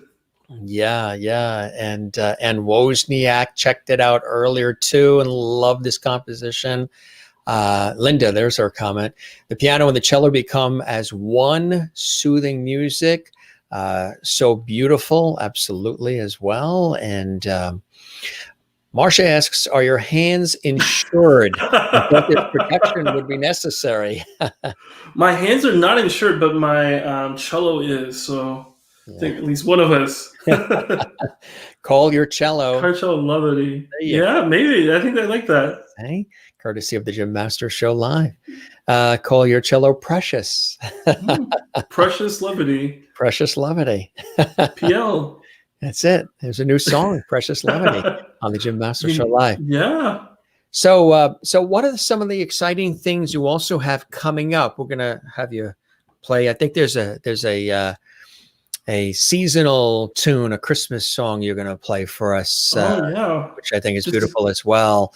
Since you'll be officially kicking off our holiday episodes of the Jim Master Show live, I'm so uh, excited. which will be fantastic. But what are some of the cool things you have coming up? And obviously, you're getting the MBA, and you're data analyst, and you have this wonderful other career. Do you see the two careers in unison with each other, or do you see one taking over the other? As far as the cello and in the music world, what do you see as you look forward in the future for you with it? That's a very good question, Jim. I think definitely I would love to be able to do both. And there's so many times where I think in my career people were saying, "Oh, you can't do both; you'll be too busy." And I think that just gives me more motivation to do both. Just like, ha. But I think I would love to, especially now with everything. It's like a very digital world. Yeah. Definitely, I would be able to use that to help push my music career further, especially with especially the concert series. I learned how to use all these different softwares to kind of put my music online, put my music in a platform where I can play with other people online. Right. Because for the arts right now, it's a very scary time. We don't know when we would be able to really have like a big concert again. Yeah. So it's instead of just stopping, I think it's very important that we all look on the bright side of things and learn new things to help ourselves. So I think that's what I'm trying to do and what I'm going to continue to do. So definitely I would love to see those two sides of my career come together. But eventually I think my end goal just to be happy, just play cello and have like a successful company and do that and teach. So a lot of things to look forward to. Yeah. Let's talk about that again. We mentioned it briefly in the beginning, in case somebody mentioned it. This fantastic company, Archibow, and it really is the creation of the fabulous bows for the cellos. Are they just for cellos? Are they for violins, violas, other string instruments, or just specifically the cello? And tell us about the inspiration to create that company. Really cool. Yeah. So with Archibow, it started off as a problem because we all wanted something for our bows to give us that little cushion, that comfort.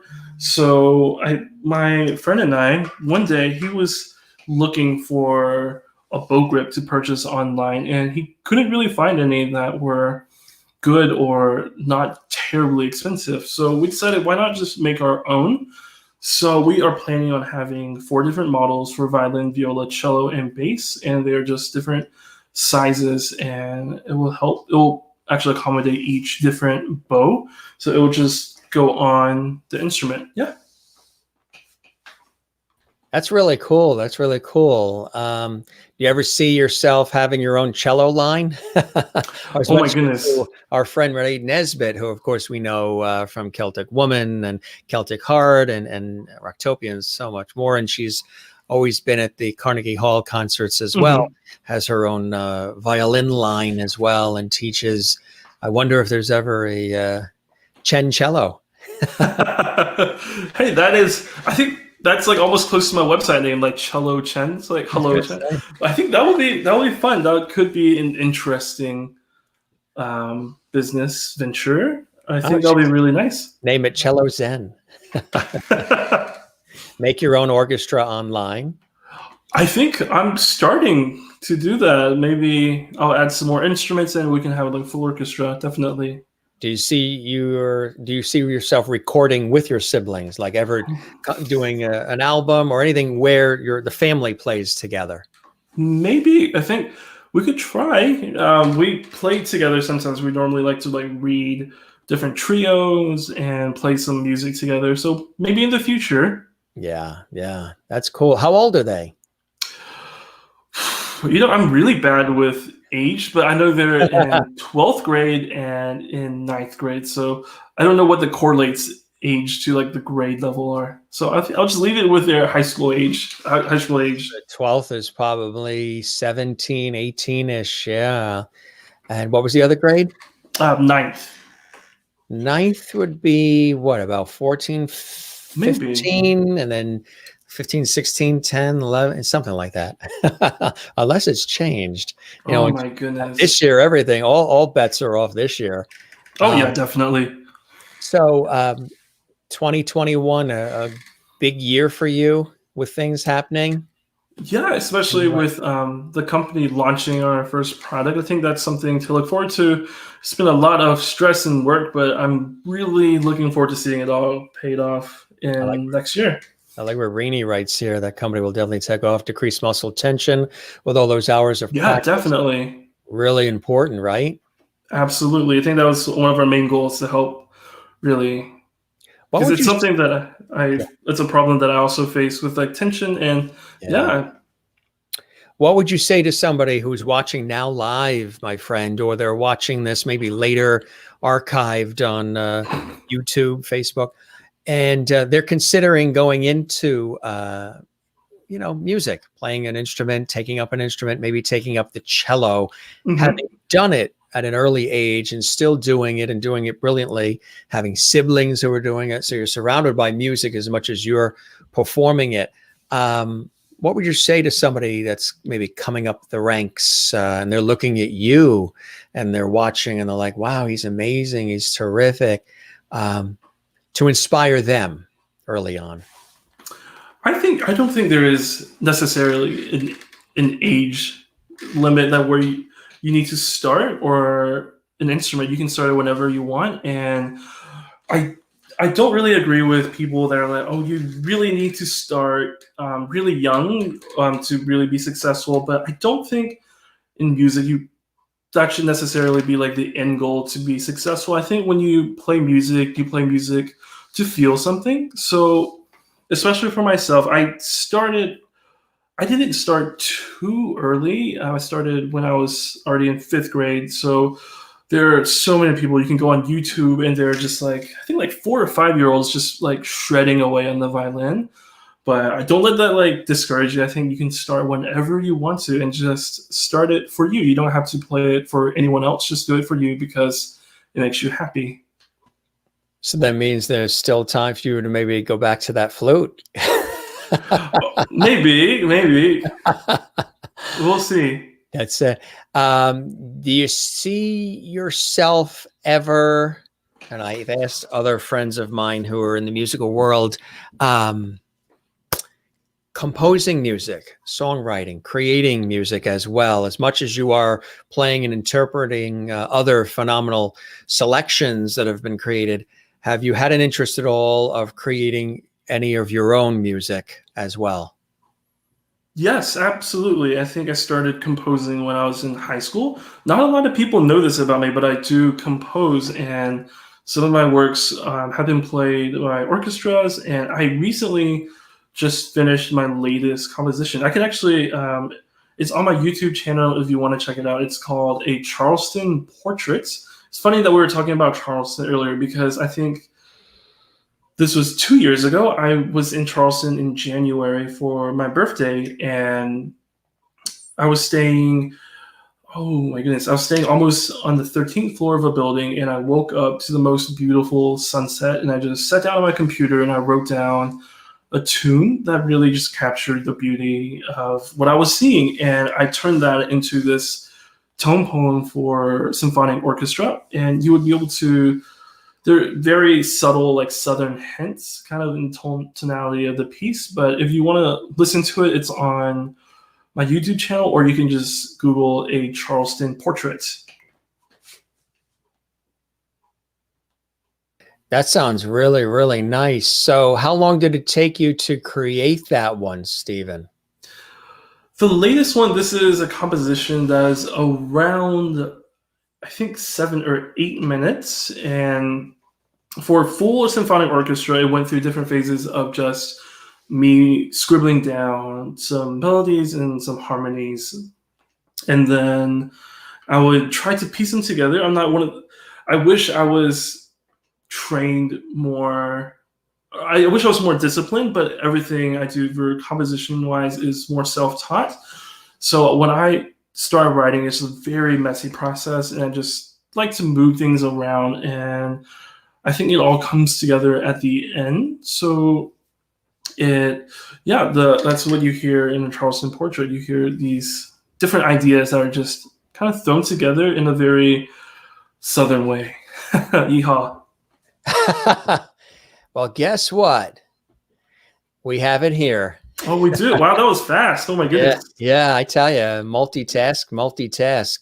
Yeah. So the Learn- fun thing about this video is there are images of Charleston, and it's just yeah. Say hi to your daughter in Charleston, and I think it's just images that come to mind when I hear it. So you start with this very lively crescendo in the violins, and then you hear the first theme in the horns, in this French horn, and that's actually the first theme that I wrote down when I saw the sunset, and I thought it was just so majestic. So that's what you hear, and then at the end you hear everything come together.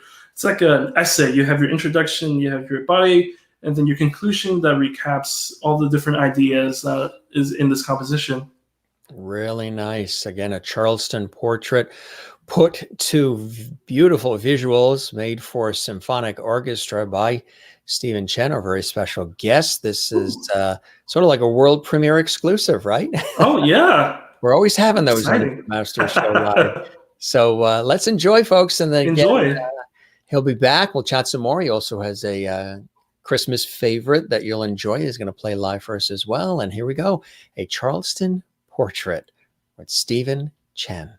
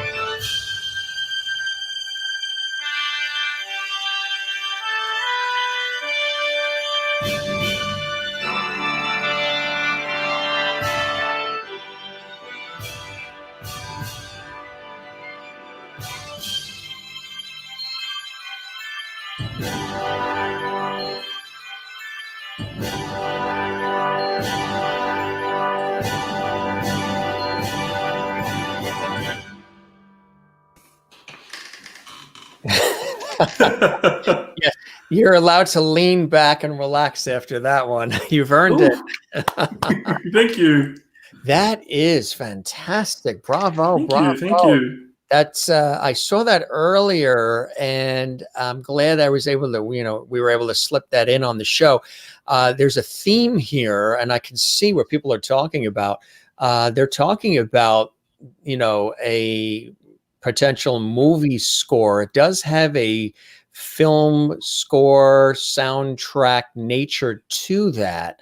It really does, just in the way, it has the crescendos and just the way it flows. It really, I could see that.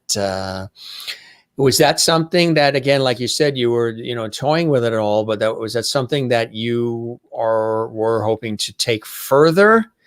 Because I could see, Yeah, definitely. at least the Charlestown Chamber of Commerce would love it. Absolutely. I'll have to like send it to them. But I think I would love to pursue maybe movie music one day. I absolutely love movie music. I think it's a very beautiful way of writing music that accompanies a story. So I think that's a little what I was doing. So maybe that's why we could hear some of like the movie soundtrack vibes from this. It was written kind of to describe a moment in a Right. setting. So definitely I could see that. It really has that. And here's some of the levity comments coming in. Kathleen in New York City, great music. Renee Oscom in Iowa says, beautiful. Bernadette, so beautiful. Sherry says, wow, just makes you feel so peaceful. Really love this. Gigi says in Connecticut, wow, what a treat. Thank you.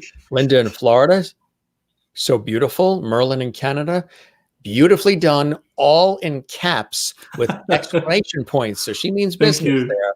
She means business. Yeah, that's it. Beautifully done. And I love this from Rini Katz, Thank who you. again is also in the musical world as well as a performer.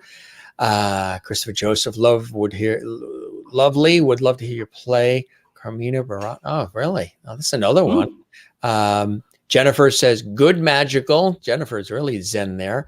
I hope she's feeling better. Yeah, Allentown, PA. She sure is. Wow, great piece. Well done, Juanita in South Africa. Maureen, this just makes me smile inside and out. Marcia says, that's brilliant, Stephen. Peaceful and sweet. Should be part of a movie. Yes, levity music as well. Absolutely. Lots of levity in it. Music is such a balm. Yes, it is. It's very healing as well. Rini says, agreed, a sweeping movie score. Tina says, absolutely beautiful. She's watching on our YouTube channel, Jim Masters TV. Marilyn says, beautiful and peaceful music, so soothing and relaxing. Anne says, lovely, beautiful, and oh so peaceful, makes the heart smile. See, everybody attaching the heart to the cello, which we sort of started in the early part of the show today. I love nature sounds in music. Claps, claps, claps, and hearts from Marcia. Rini says, which is very, very true. Or tonic for these trying times. Very hopeful sounding as well. Definitely. That was really beautiful. Thank you, Stephen, from Mary Bishop. Inspires the poetic and creative juices. Allison Tillman loves the great pictures going along with it as well. And gorgeous piece of music. Really enjoy all the music this evening. Bravo to you as well, from Christine Clifton in North Carolina as well. And you also wanted to grace us. You and I were chatting beforehand with a holiday, a beautiful holiday favorite on the cello, right? Absolutely. Now, what would that be? I know what it is. You teased it before with me off air, but the audience is going to love this piece and they're going to be familiar with it. One of the beautiful Christmas sounds. I'll let our audience. Oh, you'll surprise them. You'll play it. Tell them. I think this has been stuck in my ear for the past couple of days, and I like that idea. They can maybe you play it, and then we'll see who can guess what it is. Let's see. It's a short, very nice little tune that I think one of my favorite Christmas ones. It's just very nice. Let me move you guys back a little bit when I play. Absolutely. All right. Once again, live from South Carolina on the Jim Masters Show Live, our very special and talented guest and my friend, award-winning cellist Stephen King, with a seasonal favorite on the cello. Take it away, Stephen.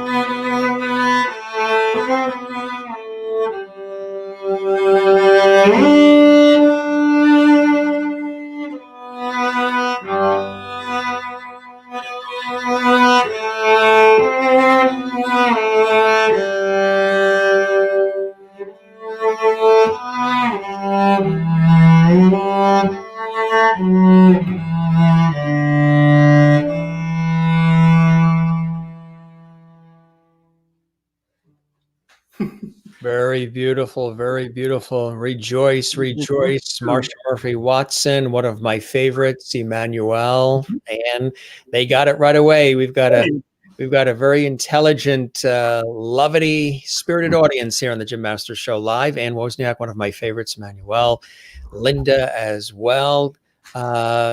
She's got it. One of my favorites from Ann. This is so nice to see all these great comments. Just wonderful.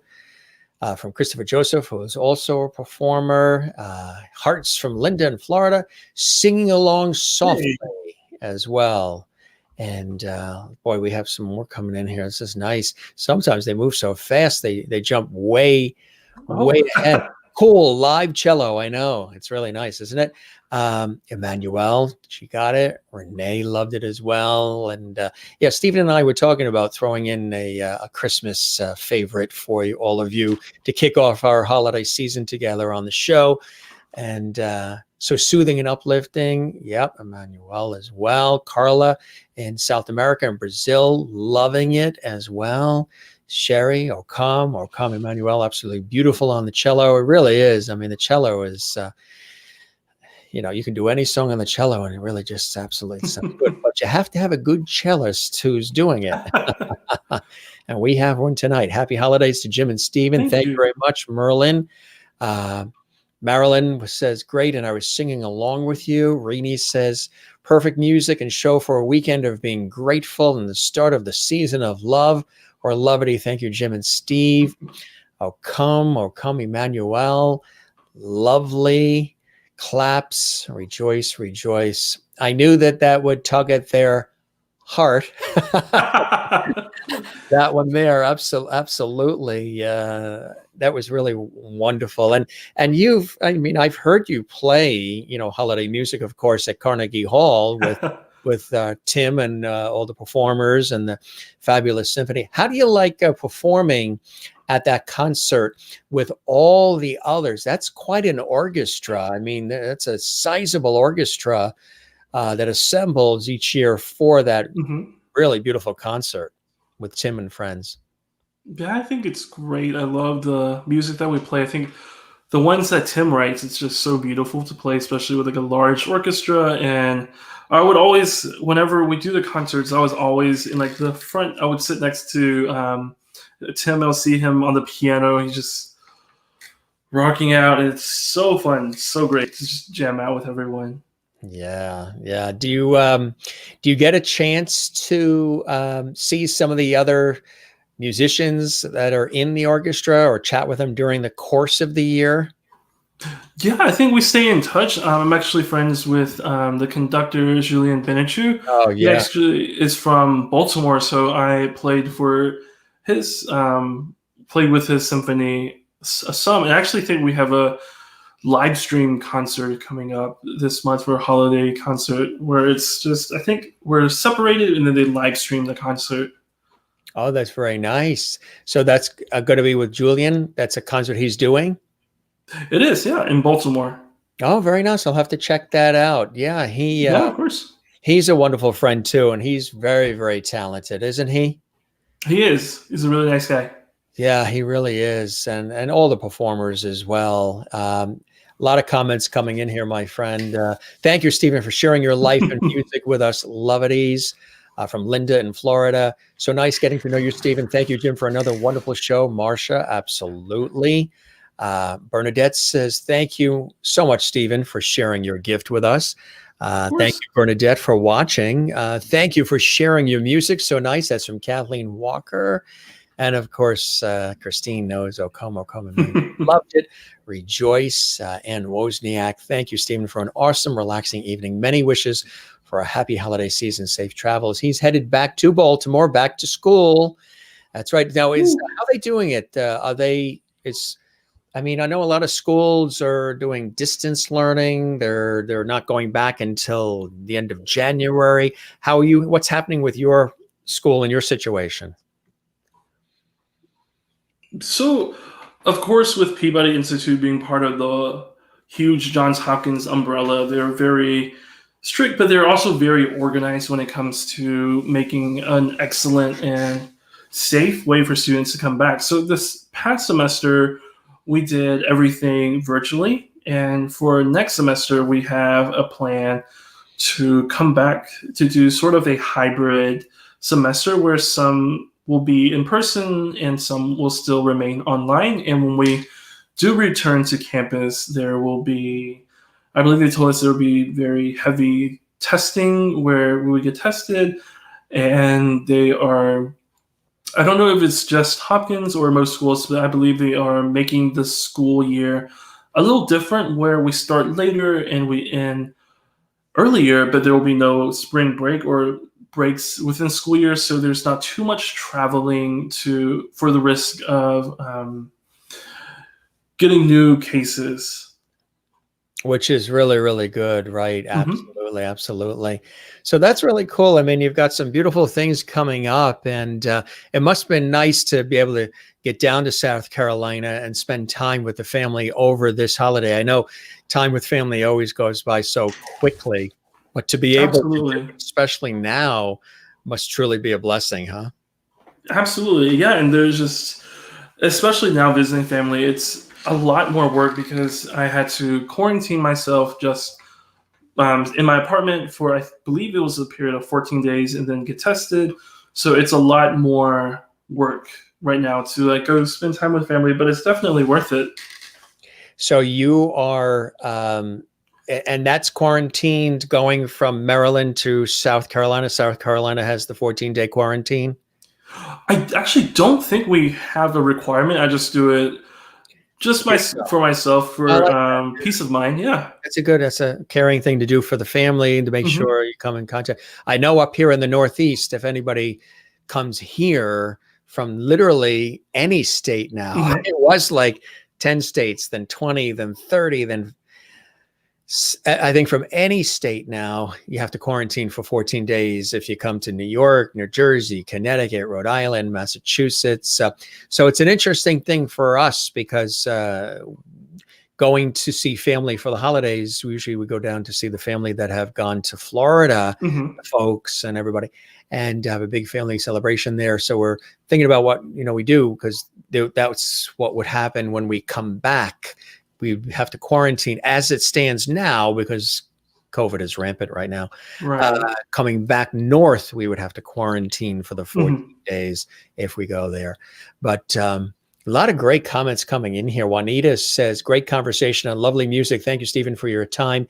Keep safe and good luck with the studies. Thank you. I knew our audience would love you, Stephen. Thank you so much, Stephen. God bless you. Take care and stay healthy. This is important. Guard those hands. I'll buy some gloves. Just wear them. Bernadette, you're close to me in Baltimore. I'm from Fredco. Is that yeah? And it's almost been 2.5 hours with you. Take care and stay safe. Absolutely. You too.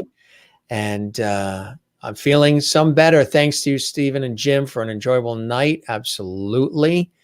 And really nice comments coming in here. What a magical evening in Levity Hall, from Maureen. And Renee says, thank you, Stephen. Loved your music. Thank you.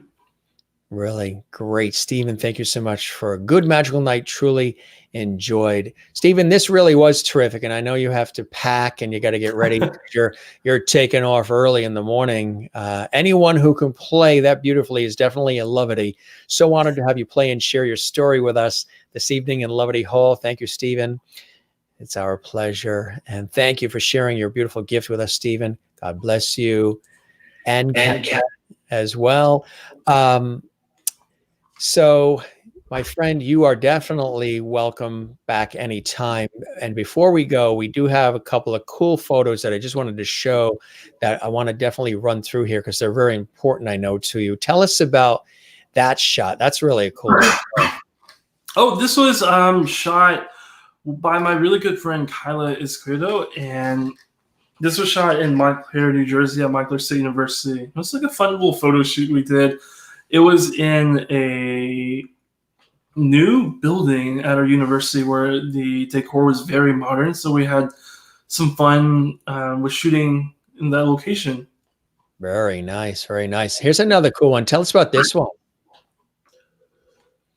Oh, that was with my friend Chandler Hyde, who's a composer at the Brevard Music Center.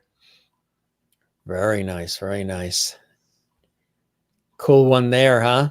Oh, yeah. That is, I think that is Converse College. It has a very beautiful hall. And it's just me playing to an empty hall, which is kind of like what we're doing nowadays. Yeah, that's what it is. Doing. Right, exactly.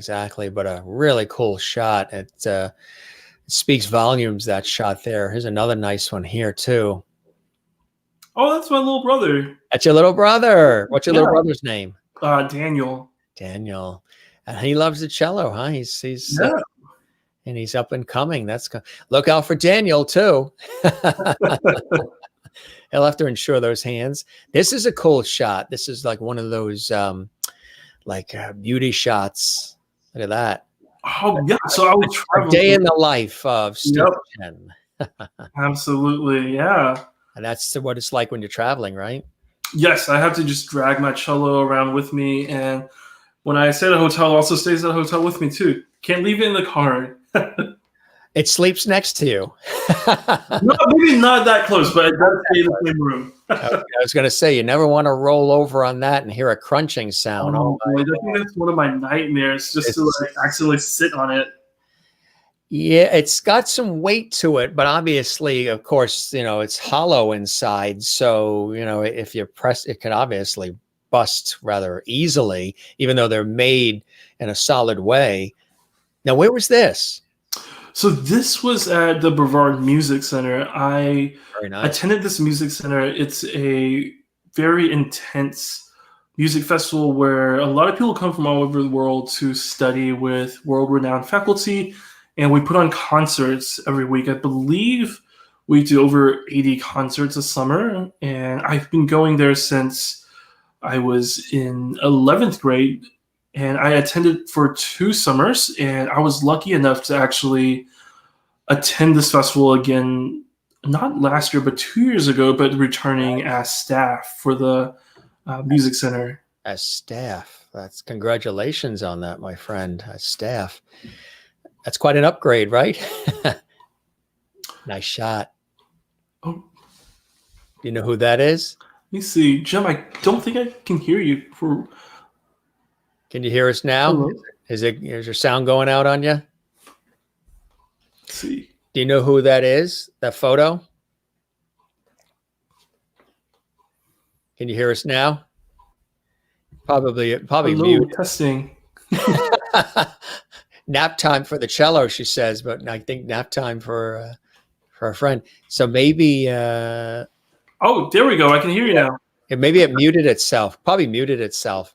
Are those earbuds? Are those the Bluetooth? Are they AirPods? Are they Bluetooth? Are they operating? So they're operating off the Bluetooth, right? All right. So I just turned these off. So maybe I'll fix them. Yeah, they're depending on the Bluetooth signal probably, which is fantastic, but sometimes it can go out. So this great shot of you two here. Tell us about this one. Oh, this is my friend Danielle. I think you might recognize her. She actually played Oh yeah. in what I'm trying to think. I think she played in most of the concerts I was at with the Carnegie. This was right after her, I think her junior or senior recital, and it was such a lovely program. That's fantastic. Yeah, she usually is there at the Carnegie Hall Yeah. concerts we're at. Tell us Oh, about that one. so the gentleman in the middle, this is Nick Zavoris. He was my mentor in college, in my undergrad, and then these are just some of our studio mates. And if you look in the background, you can see the other members of the Shanghai Quartet. Oh yeah. Yeah, so this was after one of their concerts, and of course we had to get a photo with our teacher.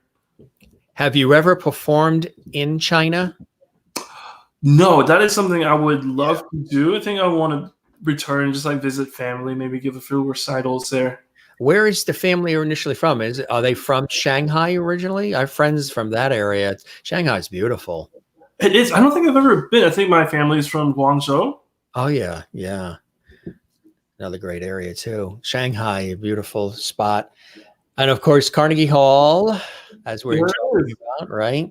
Where we've had an opportunity to grace that beautiful stage with our friends Tim Janis and all, and you're usually towards the left, right?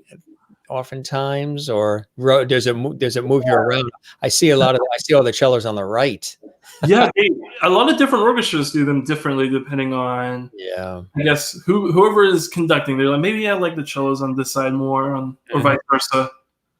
Carnegie Hall is something else. It really is something else, and really cool. No matter what your role is there, just to be involved with anything that has to do with it is really, and that of course is always for a good cause too. Absolutely, yeah. Kate Winslet, Golden Hat Foundation.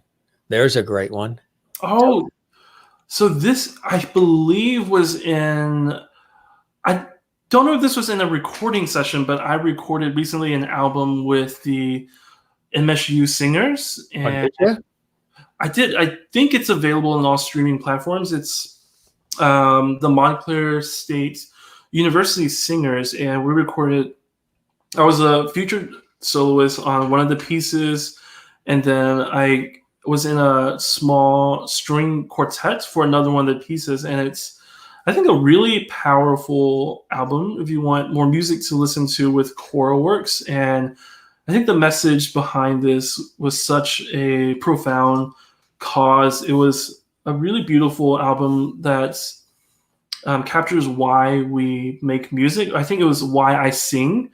And there's just a lot of different emotions in all the different pieces. And it's just very powerful, I think, to see all the different songs and why people choose to sing or make music. Yeah.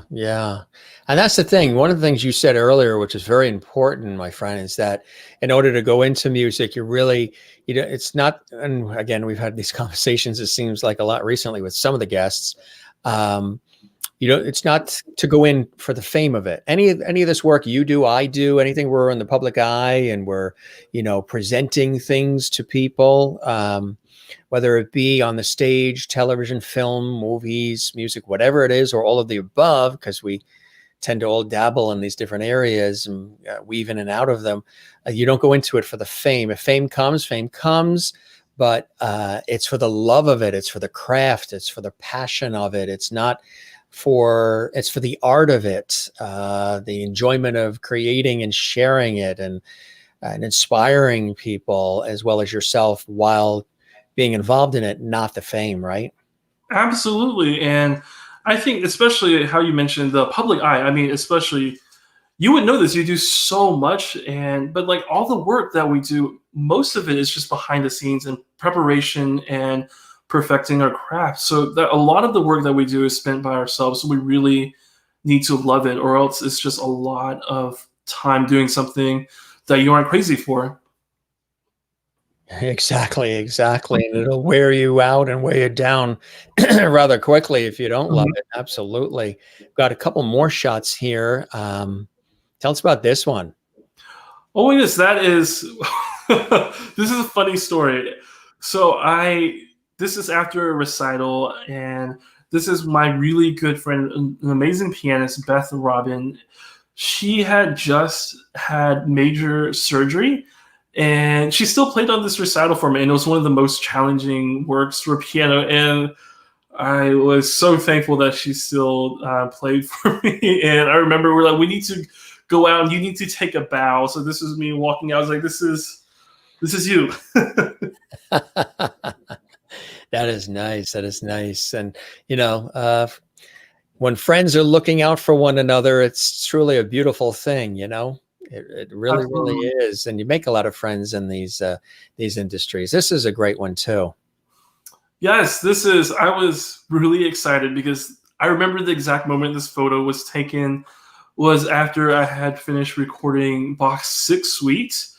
And it was just like a weight off my shoulder. And it was like a fun recording project. But Bach's Sixth Suite is without a doubt the hardest suite out of all his suites. So that was a really big recording project. But this was afterwards. So I was ready to go home and take like a really long nap. And it's like there's relief, and you're caressing the cello in a way to say, cello, job well done. Yeah. We made it through. Absolutely, yes. Sharing levity with the cello. And here's another one here. Where was this? This was David Geffen Hall. I believe when I took the photo, it was still Avery Fisher Hall. Oh yeah, sure. So, funny enough, I actually made my debut in this concert hall, and my first debut in New York City was not actually at Carnegie Hall. This was 2000, I want to say 13. Yeah. But I had just performed there, and I was still living in South Carolina at the time. But I traveled up there and with my high school symphony, and I played a solo there, and that was when I won the award for National Soloist. And then I think the following month, I actually returned with my youth orchestra, and we gave a concert at Carnegie Hall. So it was like two major concert halls within like the same month. I remember that was like a very busy time. Oh yeah, absolutely. And a phenomenal time to have those things happen back to back like that too. Oh, yeah, absolutely. That's the kind of stuff you remember. Really cool stuff, my friend. Nice photos too. I really enjoyed taking us down through memory lane here with some of these, and definitely more to come. This was awesome. This really was a fantastic evening on a Saturday night, the holiday weekend. You're getting ready to head back north to Baltimore. And, as we're passing through Baltimore, South Carolina, what have you, we'll have to, when we can, we'll have to get together. I can't wait to get together with you and break bread and catch up on everything. Definitely. Thanks for spending all of this great time. Hello to your family that's watching as well, and all your friends, and my family is watching. They always watch too. And all our friends and colleagues and all the levity viewers, our international audience as well, who have been very spirited and passionate and enthusiastic tonight. We're very viewer centric. I like to play to the audience, our viewers, like you like to play to the audience when you're on stage as well, which is very important to do, right? Absolutely. It really, really is.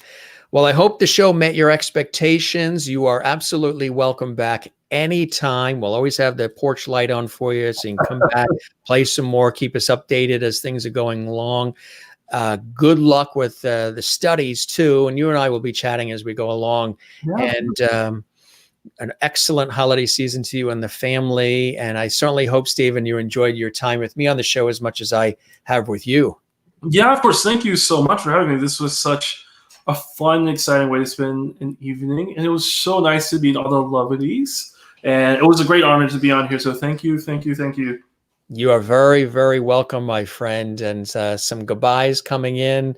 Thanks, Steven and Jim. You are very, very welcome. Happy holidays. That is from Bernadette. Talented and handsome, you rock. Linda Odell says you are very talented. Thank you again, Steven. Great photos from Kathleen in New York. Marilyn in Kansas, thank you so much for sharing this evening with us, Steven and Jim. You too, Jim. Thank you very much. Renee says, nap time for your cello, LOL. the cello is actually sprawled out on the floor. Oh yeah, absolutely. Already ahead of me. Thanks for a great show. Thanks, Stephen and Jim. You are very, very welcome. Awesome, my friend. Thanks for all of the time. Thanks for playing. Thanks for sharing material and opening up about your experiences in your life. And really cool. And I wish you just nothing but all the best. And we'll see each other again soon. And feel free to share the links to this episode and tell everybody about the show. And if you know folks you think would like to hop on, just let me know. And it was really cool having you with us, Stephen. I appreciate all the time. Thank you so much, Joe. Thank you for having me. You are very welcome. You take care now, okay? Have a great holiday. Thank you so much. Bye-bye now. Bye, everyone. Bye-bye. Safe trip to Baltimore, too. Thank you so much. Steven Chen, award-winning cellist, heading to Baltimore from South Carolina. He's got to get up early in the morning. He's got some packing to do. And, of course, of that cello, you want to make sure that that is packed beautifully and soundly. Did you enjoy it, folks? Really, really an epic show. Great way to kick off our holiday season together as well with some terrific music. Beautifully played by award-winning cellist Steven Chen. Again, if you just joined us late, he and I met each other a number of years ago, actually, when we were both tasked with being at Carnegie Hall in New York City for an American Christmas Carol, a fabulous concert put on by Tim Janis and friends. It was another dear friend. Matter of fact, I just received in the mail from my dear friend Tim his new CD. It's hard to see. All is Bright. And it is a beautiful CD. It is filled with lots of fabulous, beautifully done holiday favorites. Matter of fact, on YouTube, he's got a YouTube channel as well, Tim Janis. And brilliant composer. And I've interviewed him multiple times on public television. We've stayed friends with Tim and everybody, Elizabeth, the whole gang. And we've done so many great things together. We've worked on television projects, concert events, and always working together beautifully. And I just got this in the mail with a beautiful card from them. And peace on earth, dear Jim. Merry Christmas. You're amazing. With wishing you all the best. Really beautiful. Thank you very much. I appreciate that. Really beautiful CD, Tim Janis and dear friend. So that's where Stephen and I met at one of the concerts. I was master of ceremonies and Stephen was part of the orchestra, and we just chatted and stayed friends. And I said, hey, Stephen, would you like to pop on our entertainment lifestyle talk show series where we do everything. Sometimes we have music. Sometimes we talk about food. Sometimes we talk about health, wellness, science, life, comedy, whatever it is. This is a traditional talk show where we do it all. You never know what we do the next night. Another amazing show. Thank you, Jim. You're welcome, Juanita.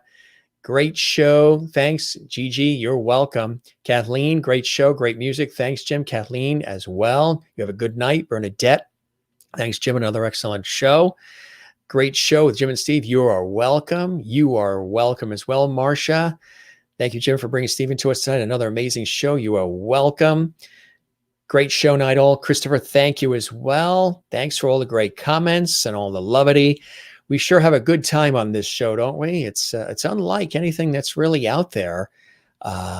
Again, I've done this kind of work professionally as a television and radio host and personality, and I'm so glad I've been able to create this show for the internet and for all of you fabulous people who have joined us here. We've created a wonderful, beautiful community of friends and viewers and so much more. Amazing show, Mr. Levity. Thank you, Linda.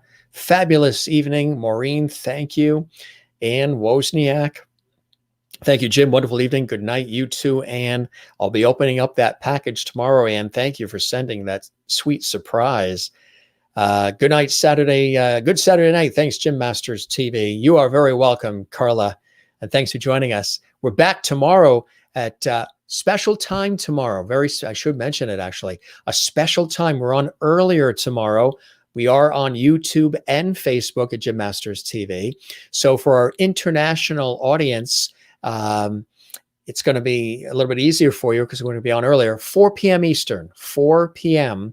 we're on. Okay, so that's 4 p.m. Eastern, 1 p.m. Pacific tomorrow. That is Sunday. We've got amazing guests.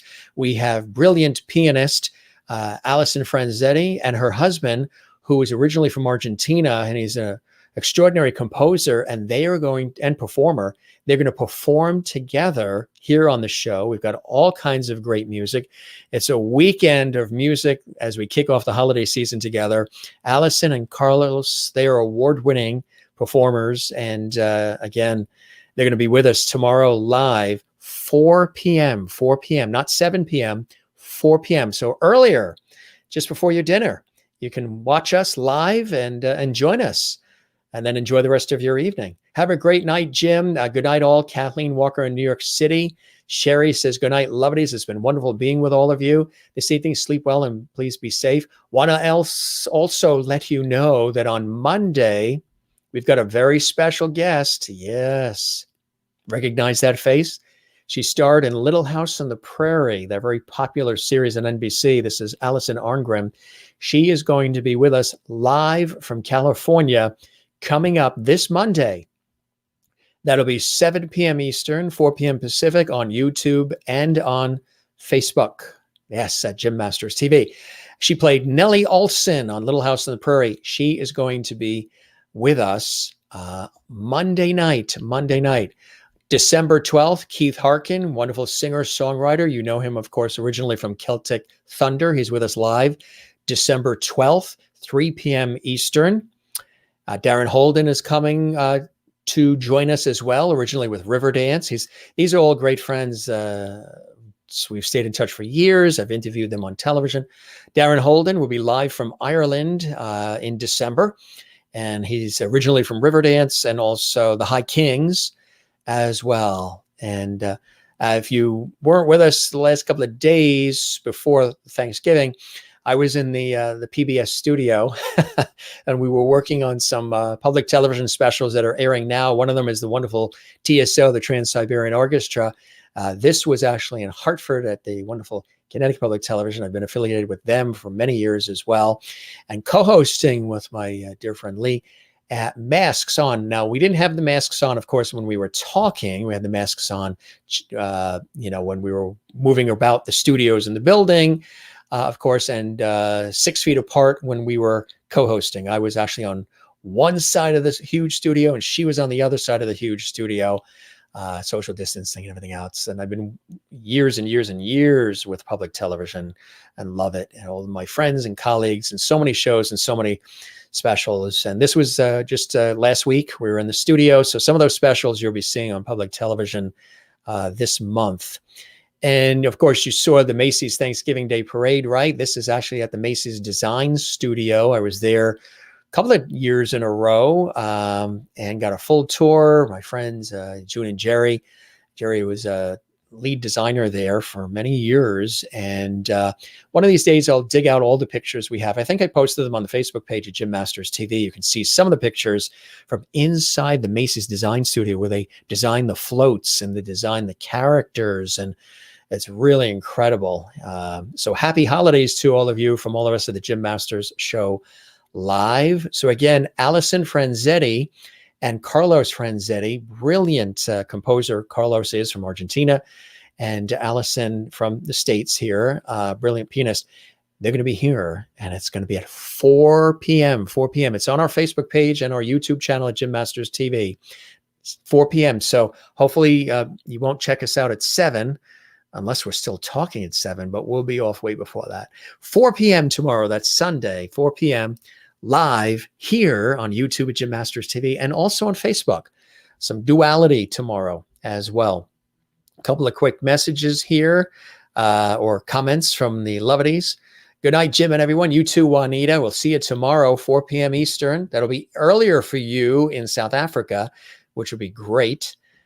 Thanks for another fantastic show with Steven, learning more of his career and life and the cello, such beautiful and soothing cello. Music played from Steven and the video clips. We're all in Zen now. Thank you, Christine. You have a beautiful night as well. See you tomorrow. We're here at 4 p.m. Eastern, 1 p.m. Pacific with more incredible music. TSO makes gorgeous music. They sure do. Look for their concert. Night, night, everyone from Merlin in Canada, you as well.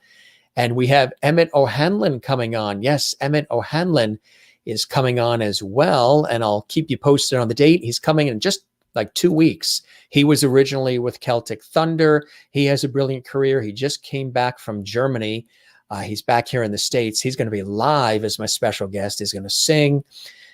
You know who's also returning? Lady Bain. Remember R&B sensation Lady Bain, Cassandra Bain? She's going to be here for an amazing holiday concert.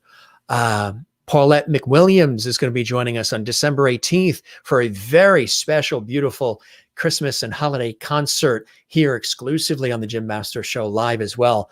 We have a lot of cool things planned for all of you as we get ready to greet Hanukkah and Christmas now that we are wrapping up Thanksgiving together. Hope you had a beautiful Thanksgiving. And looking forward to the new year and see what the new year brings. Enjoyed tonight, Jim. Thank you. You're very welcome, Jennifer. We're glad we were able to turn not feeling so good into feeling zen for you. We aim for that here on the show. Tina, good night, Jim. Good night, lovelies. You as well, Tina, watching on YouTube. Bernadette, looking forward to the shows. We have so many great ones coming up. Good night, Mr. Levity. Good night, lovelies. You as well. And of course, all your friends were here. George Burns was watching. George Burns says good night to all of you as well. So does Jeannie. Jeannie says good night. Good seeing you. She's in there. She's very zen after all that beautiful cello music. She is very zen. And of course, Jimmy says good night to you as well. And who else? Linlin's over there. I got to get Linlin back over here. Linlin is so huge. I know you guys like these characters. Gilligan is here, and Gilligan says goodnight. He enjoyed it as well. How close can we bring Gilligan? There, look at that face, huh? Gilligan from Gilligan's Island, Bob Denver. And of course, everybody loves, you know who that is, right? Silver, the Silver Lab we got when we were on a TV shoot in Europe. And there's a few other things. I've got some other announcements that I can't announce yet, but there's some really special things. We're going to do a special rebroadcast of one of our shows, and there's a very important reason why involving one of the guests. And I'll tell you that as soon as I'm able to tell you that, but you're going to really enjoy it. And it's something very meaningful and very special that I learned yesterday, and we'll announce it as soon as we're able to when it's public. But we're going to have a very special tribute to one of our guests who was with us a few months back. All right, gang. Steven Chen, good night as well. And his family was watching as well. December 12th, Marsha Murphy Watson, you got it. Every day is going to be great. Thank you, Steven. Appreciate it. Good night to you as well, my friend. Absolutely. You got it. Keith Harkin, absolutely. Keith Harkin is going to be on. Let me get that set up here. Keith Harkin, let's bring that one up.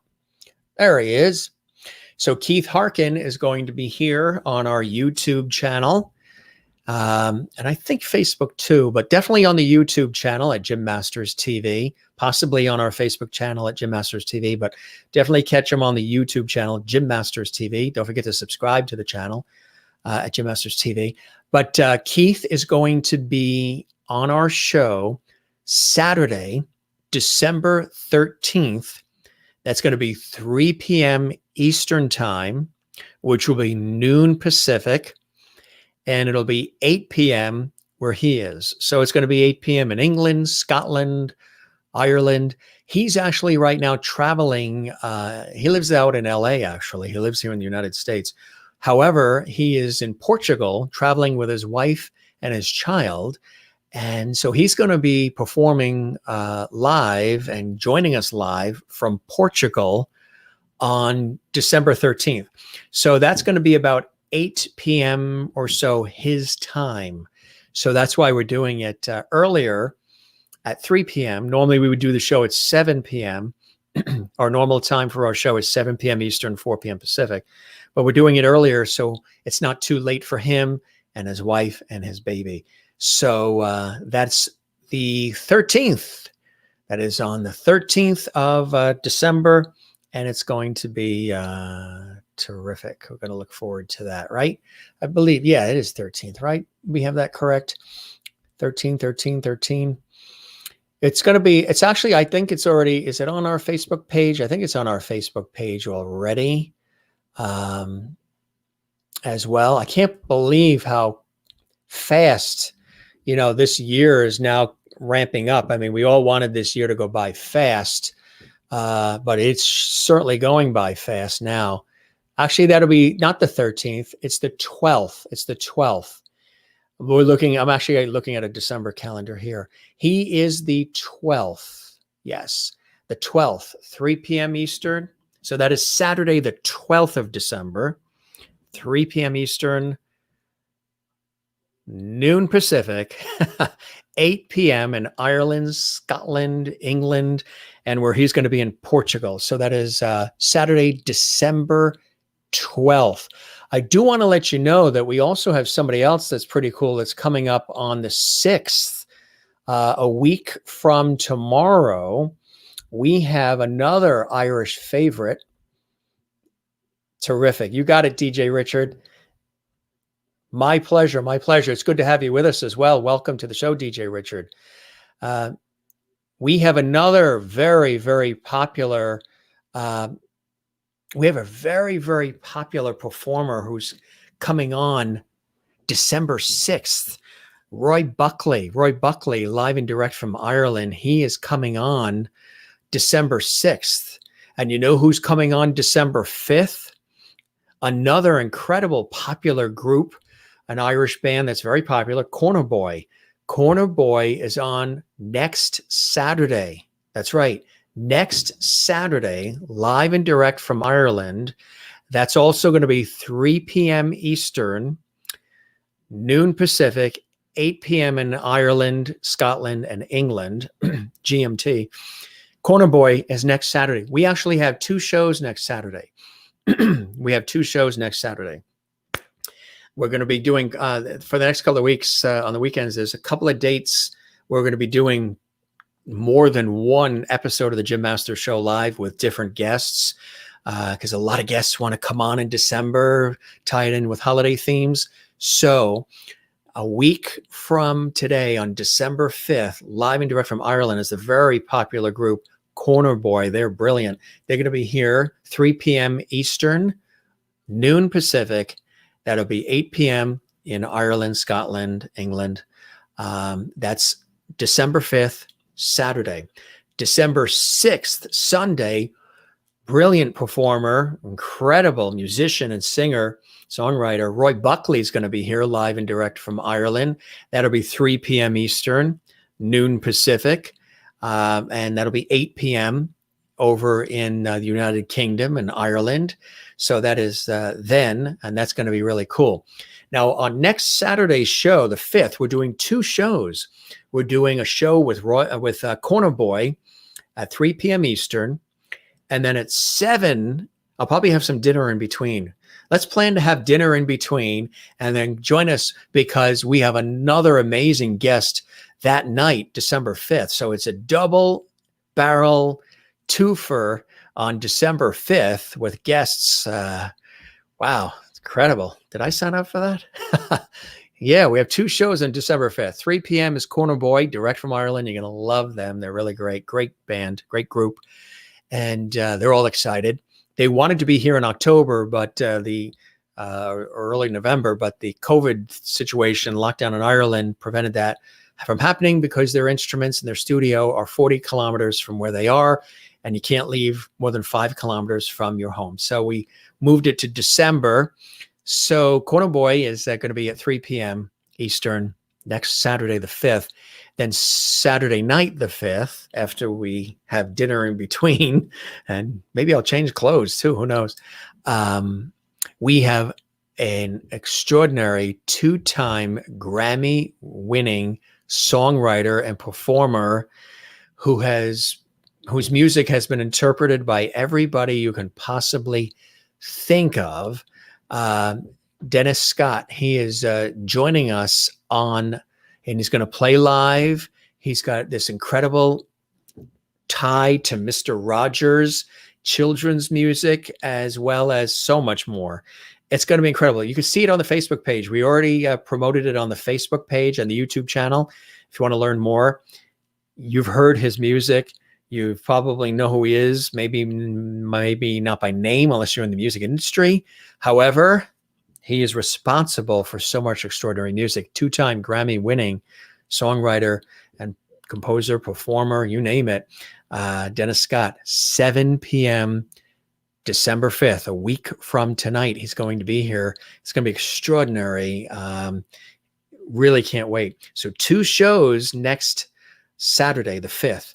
We have Corner Boy from Ireland at 3 p.m. and then Dennis Scott, two-time Grammy-winning songwriter, composer, performer, Dennis Scott, live at 7 p.m. Eastern. Then on Sunday, the 6th, Roy Buckley is going to be live here as well at 3 p.m. Eastern, and a host of incredible guests coming in between. We have incredible Holly D. Maxwell coming on Friday. She's extraordinary, and so many incredible guests. So you can see the list on our YouTube channel at Jim Masters TV. You can also see it on our Facebook page. Look under events on our Facebook page. You can see some of the upcoming guests, and we try to keep ahead of it.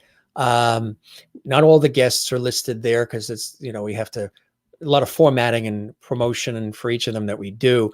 If you missed an episode or want to watch this again, you can certainly do that by going to our YouTube channel at Jim Masters TV, or of course, right on the Facebook page as well. This particular episode is on both. We thank our very special guest, Steven Chen, for joining us here on the show. He was brilliant today, and I really love that shot. Yeah, with the computer, the bow, and the cello in a hotel room on the road. That's a really cool one. And so we're going to get ready to wrap up. This is almost 3 hours. Wow, I can't believe it. Wow. Really cool, but always cool. It never feels like it's that long, does it?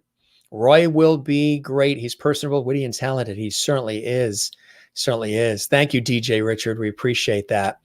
So as we always say here on the show, everybody, we say relax and take care of yourself. Don't forget to breathe. Don't forget to love one another and love yourself. Happy holidays to everybody. We're kicking off our holiday season together. Again, happy Thanksgiving holiday weekend to everybody here in the United States, and happy weekend, happy holidays to everybody around the world. We wish you the best. We love having you with us. Tell everybody about our series, our Entertainment Lifestyle Talk Show series. We're generally here every day for you, producing some fun-filled, action-packed, inspirational, and pretty cool shows live too. Every single show is live, nothing pre-recorded or edited. It's all live with all this incredible viewer interaction too, which makes it extra special, I believe. Don't forget to smile. Don't forget to share the smile. Don't forget to share the levity. And of course, find your Zen place. Mine is with loving family and friends. Of course, I love the ocean, having grown up on the coast here in the Northeastern United States. My career, whether it's in a television studio, radio studio, on location, or on stage, working on various projects, that's a Zen place for me too, is when I'm doing what I love doing. This show, the Jim Masters Show Live as well, is quite the Zen place as well, because I get a chance to do great shows like this for all of you. Good night, everybody. Be safe, lovers. You as well. You guys take care. Thanks for joining us. I hope you had a nice couple of days. We missed you, of course, but we had some really good turkey stuffing and pumpkin pie and eggnog and some wonderful times with loved ones. And I hope you have as well. Lots to be thankful for. It's been quite a year. One of the things that grew out of this year is this show. So maybe look at that as a positive thing. Lots to be grateful for. And as I posted today on the Jim Masters TV channel on Facebook, I'm grateful for all of you. You're quite a blessing. As much as you guys send me notes and cards and packages and letters and gifts and personal messages and write to me on Instagram and Facebook and Twitter. And I truly am moved by all of that. It's beautiful. And as much as you say I'm a blessing and the show is a blessing to all of you, you are to me as well. All of you. And it's cool stuff. We've got something really rolling here that's nice. Spread the word. Tell everybody. And good night, all. You too, Mary. And pictures, too. You sent pictures? Excellent, Allison. I'll look for those. I will look for those. Relaxing cello dreams. You got it. Good night, gang. Love you all. This is your host, Jim Masters. Thanking you for your time this time. Until next time, we'll be back tomorrow. Once again, an incredible show of music with Allison Franzetti, Carlos Franzetti, and that's at 4 p.m. 4 p.m. special time on YouTube at Jim Masters TV and on Facebook at Jim Masters TV. So you can join us in both places, and we would love it. Focus on our blessings. That's right. This is a beautiful weekend to remind ourselves of all of the blessings that we have.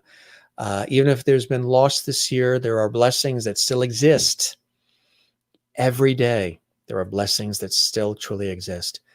And that's what the meaning of life is. It truly is, when you focus on the blessings and you focus on the things that matter to you. And hopefully we're at a turning point where maybe we're going to be friendlier, more empathetic, more creative, more collaborative, less divisive around the world. We're certainly quite a place here. We've got the ball rolling on this show, huh? Absolutely. Renee, you take care. Hope your dad's doing well and your family's doing well in Iowa. And you guys have a great night. Take care. It's always a blessing to have you here, and we love you all. 4 p.m. tomorrow, Sunday, on the Jim Masters Show Live. We'll be here. Hope you're here too. If not, we'll see you on the next one. That's right. Nellie Olson, Little House on the Prairie, is Monday at 7. See you tomorrow. Have a good night. Bye-bye. Thanks for joining us.